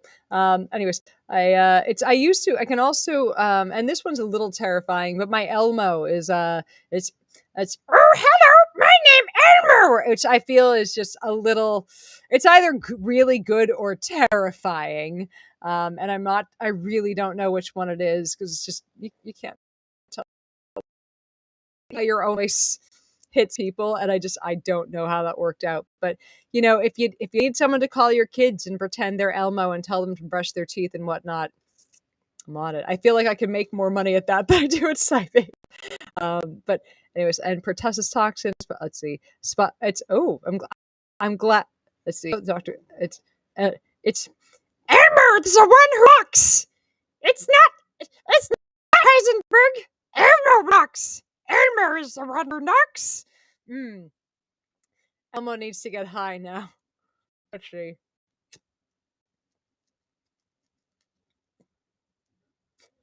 This is legal in the state that I'm in. Oh god, that's Elmo you find off a back alley off Sesame Street. Elmo can't take this shit anymore, people. Elmo is out. Out, I say. One day I'm gonna do one of these in just all voices, and it's oh my god, I'm gonna lose followers so fast. I do not have a good Pee Wee Herman, unfortunately. Oh, I wish. Paul Rubens is a fucking genius, and I love him. Let's see, doing the gruff verse is also a way to get creepers to stop pestering you. You know, like fortunately, being married and being married to to an assigned male at birth, a 6'2" male shaped person. They scare off dudes. It's great. It is helpful, I say. However, like if I want to get rid of I do have a relatively low voice for a woman, and I can Elizabeth Holmes this shit so fucking quickly. You don't even know. Like if I want to bust into if I just want to be a CEO from Silicon Valley, I can drop this voice. I can hold this for as long as I need to. We can keep this voice nice and low. Damn it, this one out. But we can keep this voice here if we need to. It's only a little bit lower than my natural register, but goddamn, it's a little terrifying too, isn't it? But yeah, natural voice is a little bit higher, but we can drop it. We can even drop it lower if necessary with a little bit of practice and vocal training. Ugh. I'm just saying there's a range, and I thank/blame my vocal professor. It's Rebecca Haynes, if you're out there, I thank you. And Louise Cash, who's definitely not watching this, I definitely thank you. But Holmes's fake voice is lower than mine. Oh God, it's it's funny. Ryan, my voice, because I've always my brother before he transitioned, his voice. He was really into weightlifting and partially helped with the body dysmorphia quite a bit while he was still pretending as female, and he had a chipmunky little voice. He was 5'1" little dude, and I will also, as you can tell, I'm at the point where I'm comfortable talking about Leo and I'm good. And I'm really glad that I have a place where I can share that with you guys. But Leo was fucking stacked even before transitioning, and he was in the army. I might have told you guys a story before, but he was in the army, and he had one of his, I think it might have been a sergeant. I'm not sure which group he was in at the time, but the sergeant didn't accuse, but asked, is there any chance you've been juicing? Because still identifying as female, still presenting as female, and yet muscles. And Leo's response, how could I be juicing? I sound like a chipmunk. could I be on steroids? A voice so high, I could never do an impression of it if I tried. So anyway, his voice finally got lower than like, and I'm 5'9". My brother was 5'1". His voice, his balls finally drops, and his voice got lower than mine when he transitioned. I was so happy for him because like he was still my shorter brother, but he was finally my older brother. So it was nice for him. We got to go to karaoke one time or a couple times when I was visiting him out in Kansas City, and it was so great to hear him sing in a baritone. Like it was just something that, he always wanted. He sang like his voice, like it was weird because like his voice always felt like when he was presenting as a chick, his voice always felt like a baritone that was stuck in a woman's voice. And when he was a baritone, I'm like, oh, that's what it was. Okay. That's what it was just waiting for puberty. It makes so much more sense now. But yeah, I'm really glad I'm getting you guys a chance to love Leo by proxy. He was pretty fucking cool. I'm gonna take like look, I didn't get okay, I want to clarify this first. I did not find the painting was not returned, but there was a second. He chose "But I Got High." Da da da da da da da. And you have to sing pretty low for that one. So it was a lot. I want to clarify before I show you guys this. I did not get the painting back, but there was another painting that's here. So I want to show you guys kind of the wall of Leo's stuff. He had, I think that might be reversing it, but he had a license plate that said Cybro for one of his last license plates, and I had that on the wall. That kitty, "It's Not Easy Being Me" thing was his. That bottle, if you can see the wine bottle up there, that was autographed by Alton Brown at the same little autograph signing where he got a book of his signed for me, and that's a painting of his. And up close, the colors and the dimensionality, and they're gorgeous. Now you might see these clown things. They're like, what are those from? Those were made for both. There was one of his, and there was one for each of us when we were little. And all the way up there, that stick is actually a wand that he hand turned. And you might be able to see the mugs, Billionaire Tears, made in the 80s. And there's one more a little bit further over that's Acadian.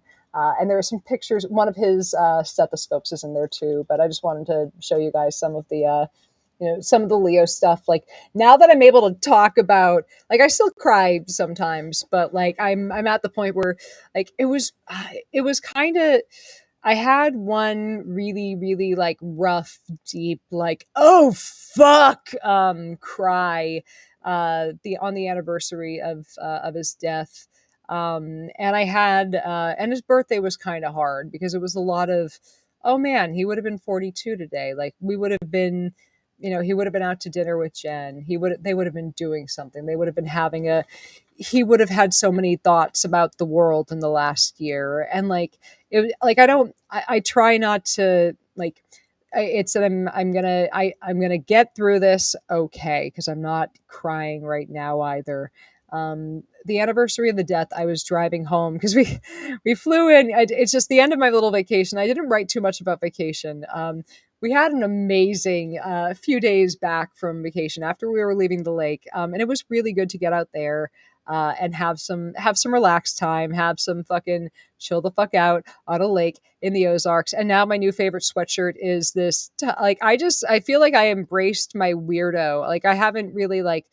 I just, it was a lot of, what would Leo want me to do? I got a tie-dyed sweatshirt. It's my new favorite piece of clothing. And I'm like, Leo was looking down at me going, good, lean into this, lean. And it was really nice. And, just hanging out with a bunch of, with this very, very warm energy family for a week out on the lake was wonderful, even with the mild concussion that was completely my fucking fault. I'm uncoordinated and I dumb thing. It's by which I mean I leaned over to put my purse away without looking where I was going and banged my face into like the corner of a boat, and the boat won that battle. But you know what? Who's still tied to the dock? Not me. Anyways, so it was it was gorgeous. And again, thank you, Luthers and Ostendorps, for having me. I love you all so much. I love you all so much. I had just wonderful time, and I was very stressed out when I got to that vacation, and they all were just delightful humans, and it was a good trip. And anyway, so I'm driving.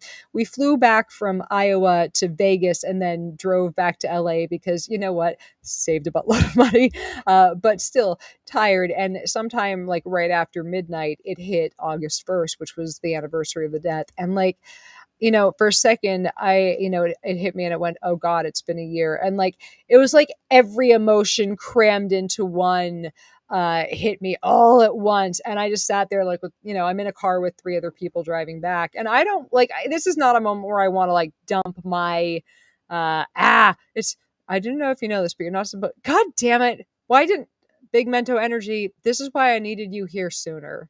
If someone had just told me.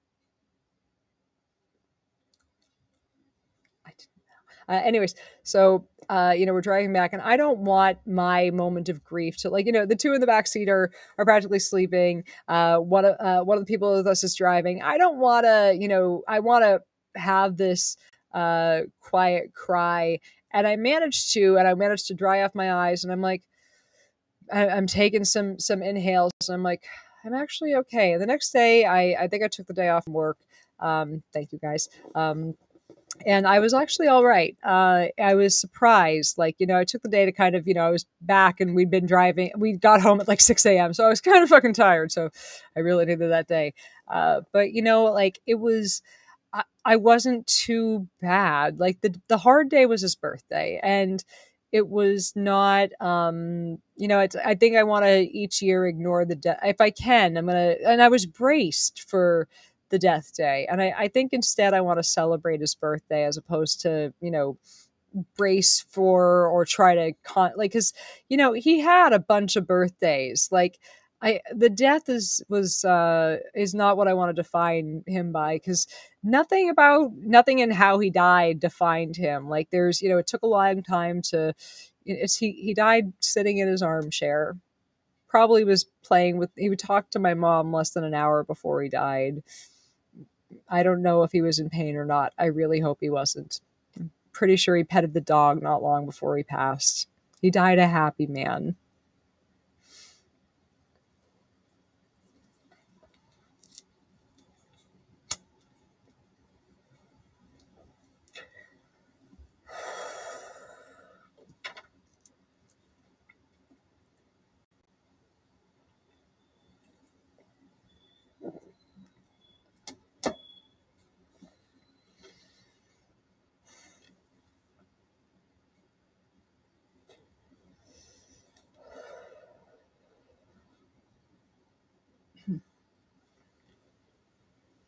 I wasn't going to cry. And I did a good job of stopping and having a smoke of that joint so that I didn't. Because I'm just saying, this makeup looks good. And as I was saying, I know for a fact there's probably a thing that Akiko wants to know, which is what's happening with this makeup. I love you too, Mom. So it's it's been rough. But we have gotten through, and it's partially because I do have a pretty kick-ass mom who you just, my butthole has, I gotta tell you, it's also, it's, if like, my therapist has been pretty amazing. Like I know, Kiko, you need to come over soon. Hold on a second.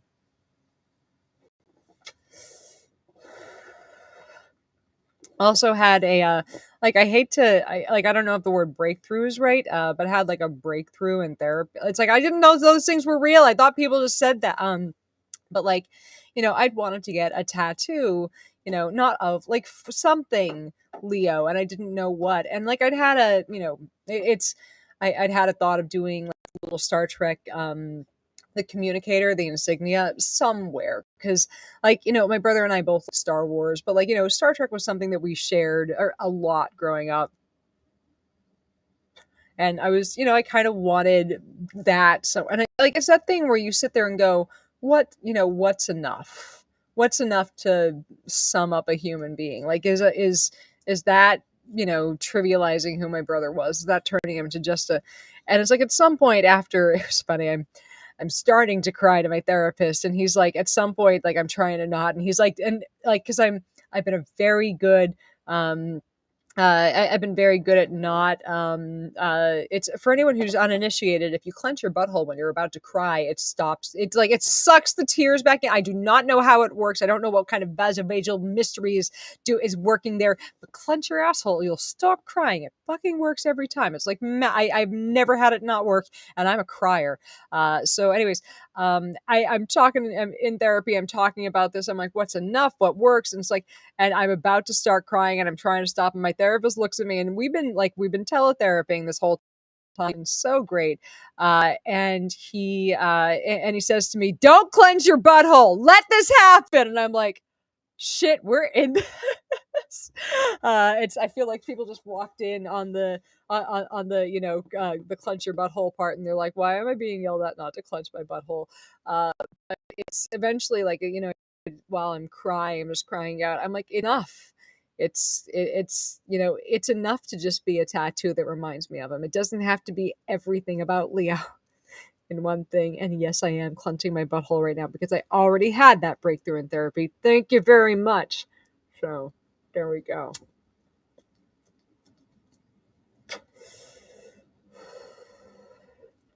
But yeah, clench it. Look, I don't know. I'm sure that there's an article on it online. If I can find reasons why that works, I will write that for my article for tomorrow because I cannot do another thing. I am so tired of rabies. Somebody just infect me with it so I can see what the vaccine feels like. I'm kidding. No, don't. No. Mm-mm. If I can get an excuse to get a rabies vaccine, I'm curious though. I say that just because I'm always curious. Like I'm just medically very fucking curious. But anyways, yeah, it was just kind of like, I'd been trying to, it's to kind of get through and punch through and figure out what's what it all means and who I am now, and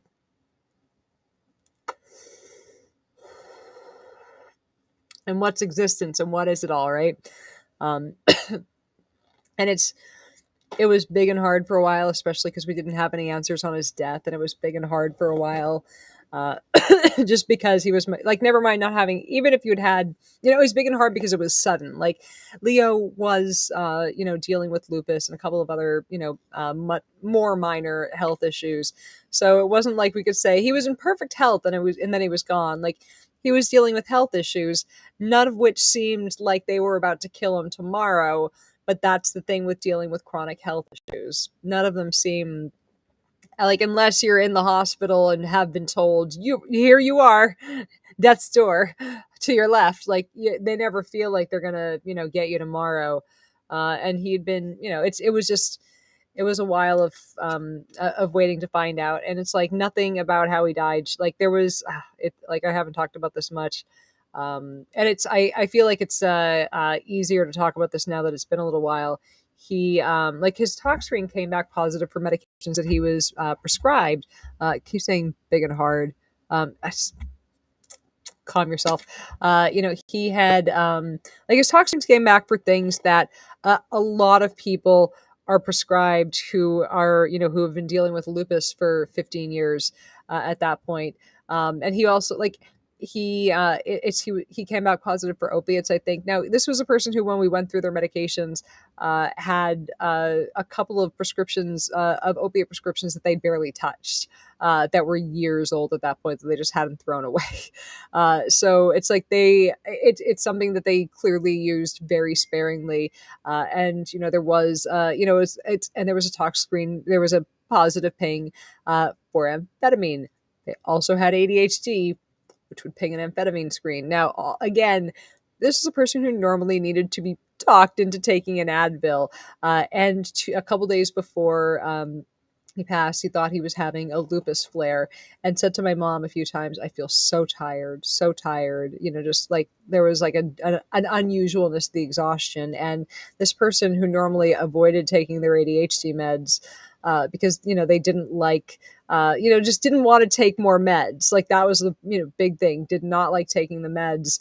Was so exhausted that they was trying to do what they could to fight through a lupus flare, and it was not.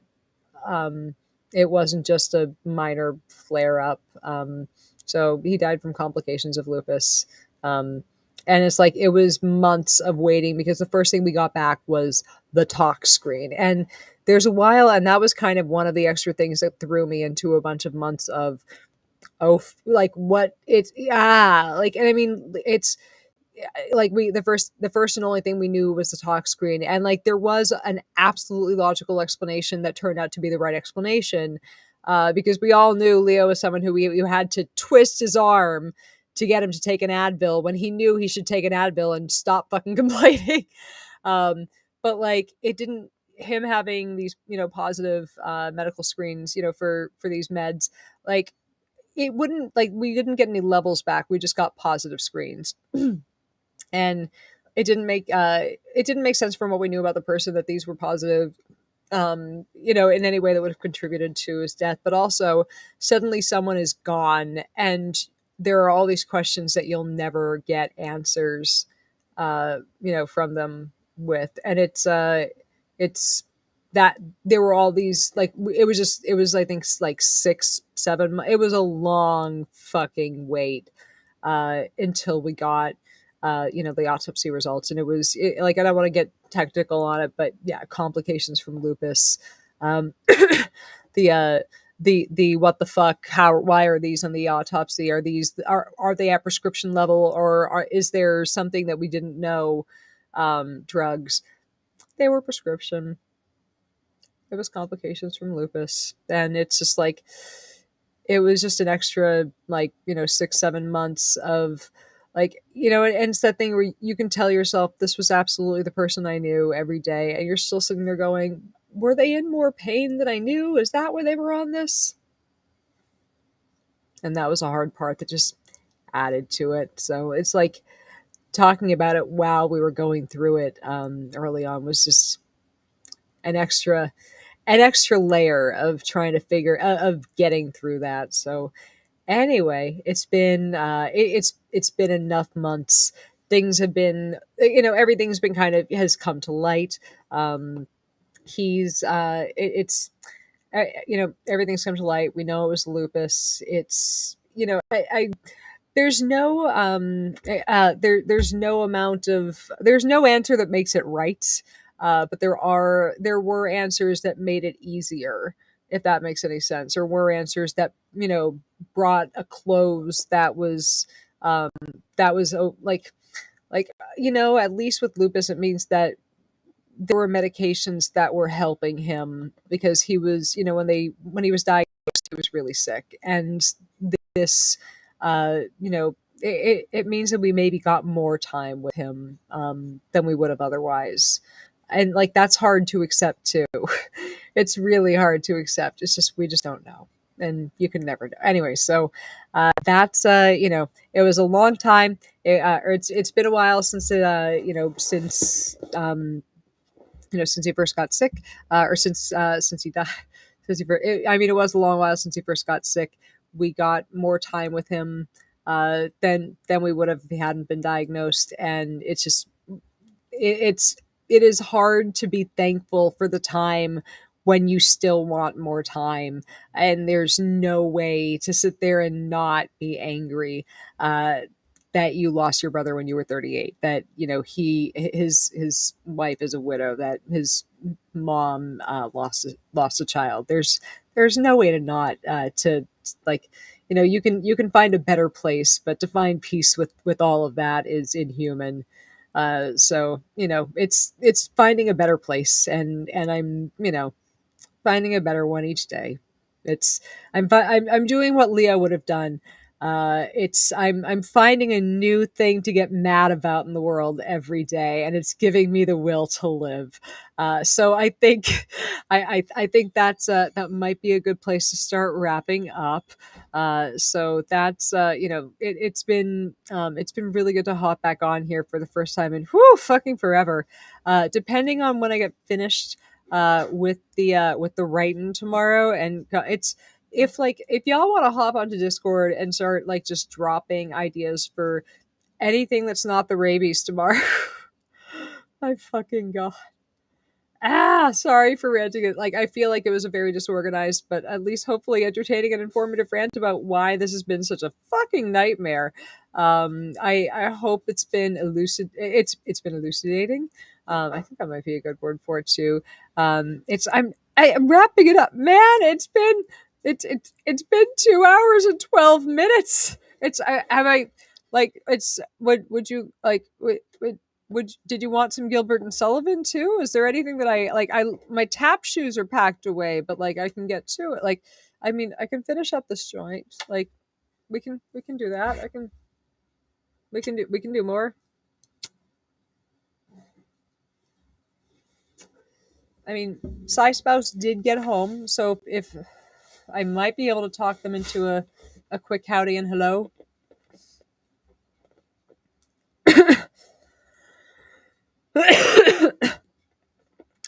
I'm glad you're enjoying it here, Kimber. I hope you Kimberini. I might start calling you Kimberino or Kimberini too. I'm not sure. I'm there might be a nickname in here. It's Gilbert and Sullivan meets Gilbert O'Sullivan. Did I say O'Sullivan? Hold on.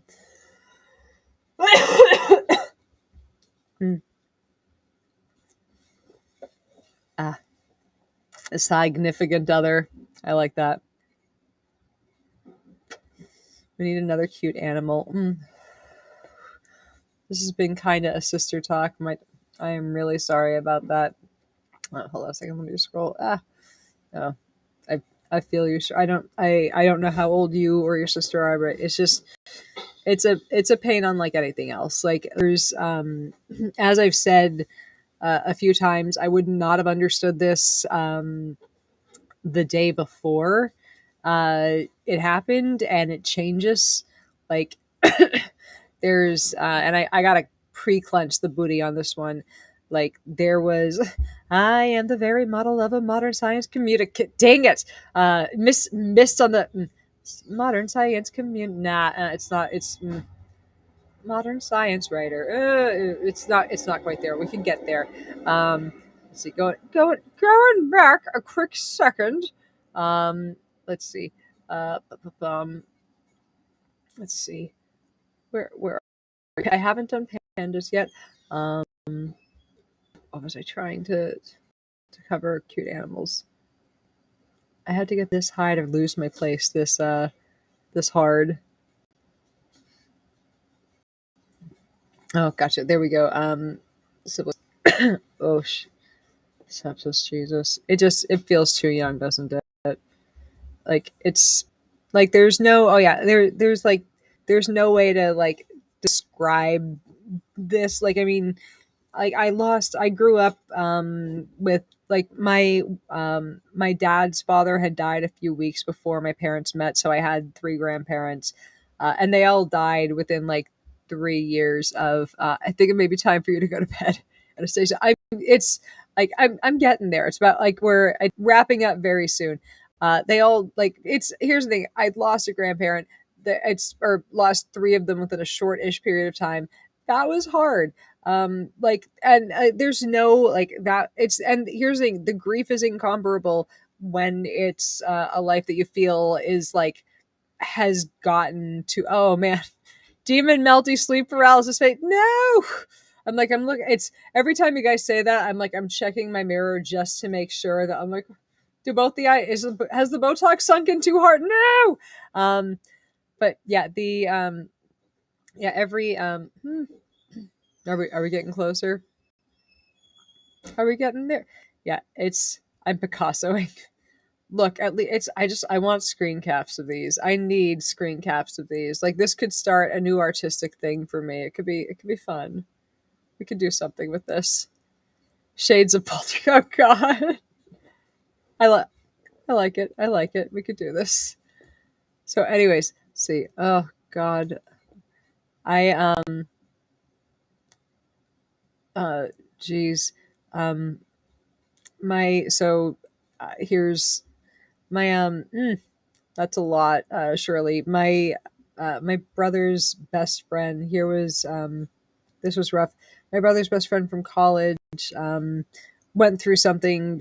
I don't want to drop too much on here just because it's like I don't want to drop other like I we have it's there's went through something very similar when they were 20. So it's like now they have that kind of pain to start with from their biological brother, and now they're going through that with with their Leo, with their it's and I mean with their chosen brother. It's just so like we have this like it's so like they're basically talking me through, hey, here's sibling death, welcome 101, let me talk you through it. As long as you don't end up joining a cult and moving to Korea, you're probably kind of come out on this better than I did. True story. So but yeah, there doesn't seem to be any right way to respond. There doesn't seem to be any timeline, and there also doesn't seem to be any uh, end to like it changes as it goes. So that's it's like there was no way to have prepared for it. There's nothing to tell people beforehand. It's like not like, hey, one day you might lose a sibling and you got to know this might. All right, more on the James Webb Space Telescope. Let's see. I did some of that already. The science that went into making components of it, science into I did some of that already, but I can go a bit more into the James Webb Space Telescope for sure. All right, let's see. But yeah, it is getting late. I am getting high. I should talk a little bit about the Jupiter pictures and why those colors are so different. That might be a good topic for tomorrow. That's a thing I can. It's like it's if you have topics you'd like, that's a thing we might be able to do. Also, there is some neat science. I mean, oh yeah, those pictures of Jupiter are just like I've never thought about the big red uh, storm as being anything other than red, and it's not. It's like it's another color now. I'm like, this is not what I expected. This is this is not it. This is different. I'm curious. I'm curious if there is like, is this the IR? Is this what's contributing to it? What's the what? So I'm gonna poke around with that. That might be for tomorrow. It's anything other than the look, unless there's some sort of an authoritative um, no, the Milwaukee protocol doesn't work. Yes, it really was part of the thing that made this thing work. By tomorrow, I'm gonna start like because I'm almost done writing this thing. I just don't have like a punchline on it saying, "Here's my conclusion," basically, and like that's hard when it's emerging science. So it's just like, especially when people look at you for like some amount of like, oh, I think your opinion is worth, two dimes. It's you really want to, anyways. It's oh man, she was gonna end that stream real soon. Then she got high. Well, thank you for the reminder. I'm gonna end that stream real soon. It's been a blast, you guys. We should do this again more often. Patrons stream Saturday, probably noon-ish. That's enough time for me to like sleep in and drink coffee and I don't know, maybe get high. I won't get high before the stream. I'll get high. Anyways, I love you guys. I will see you. Make good choices. Make a couple of bad ones. Take care of yourselves. Take care of your pups. Take care of your cats. Extricate your pigeons. That may just be me. Anyways, I love you guys. I'll see you next time. Bye.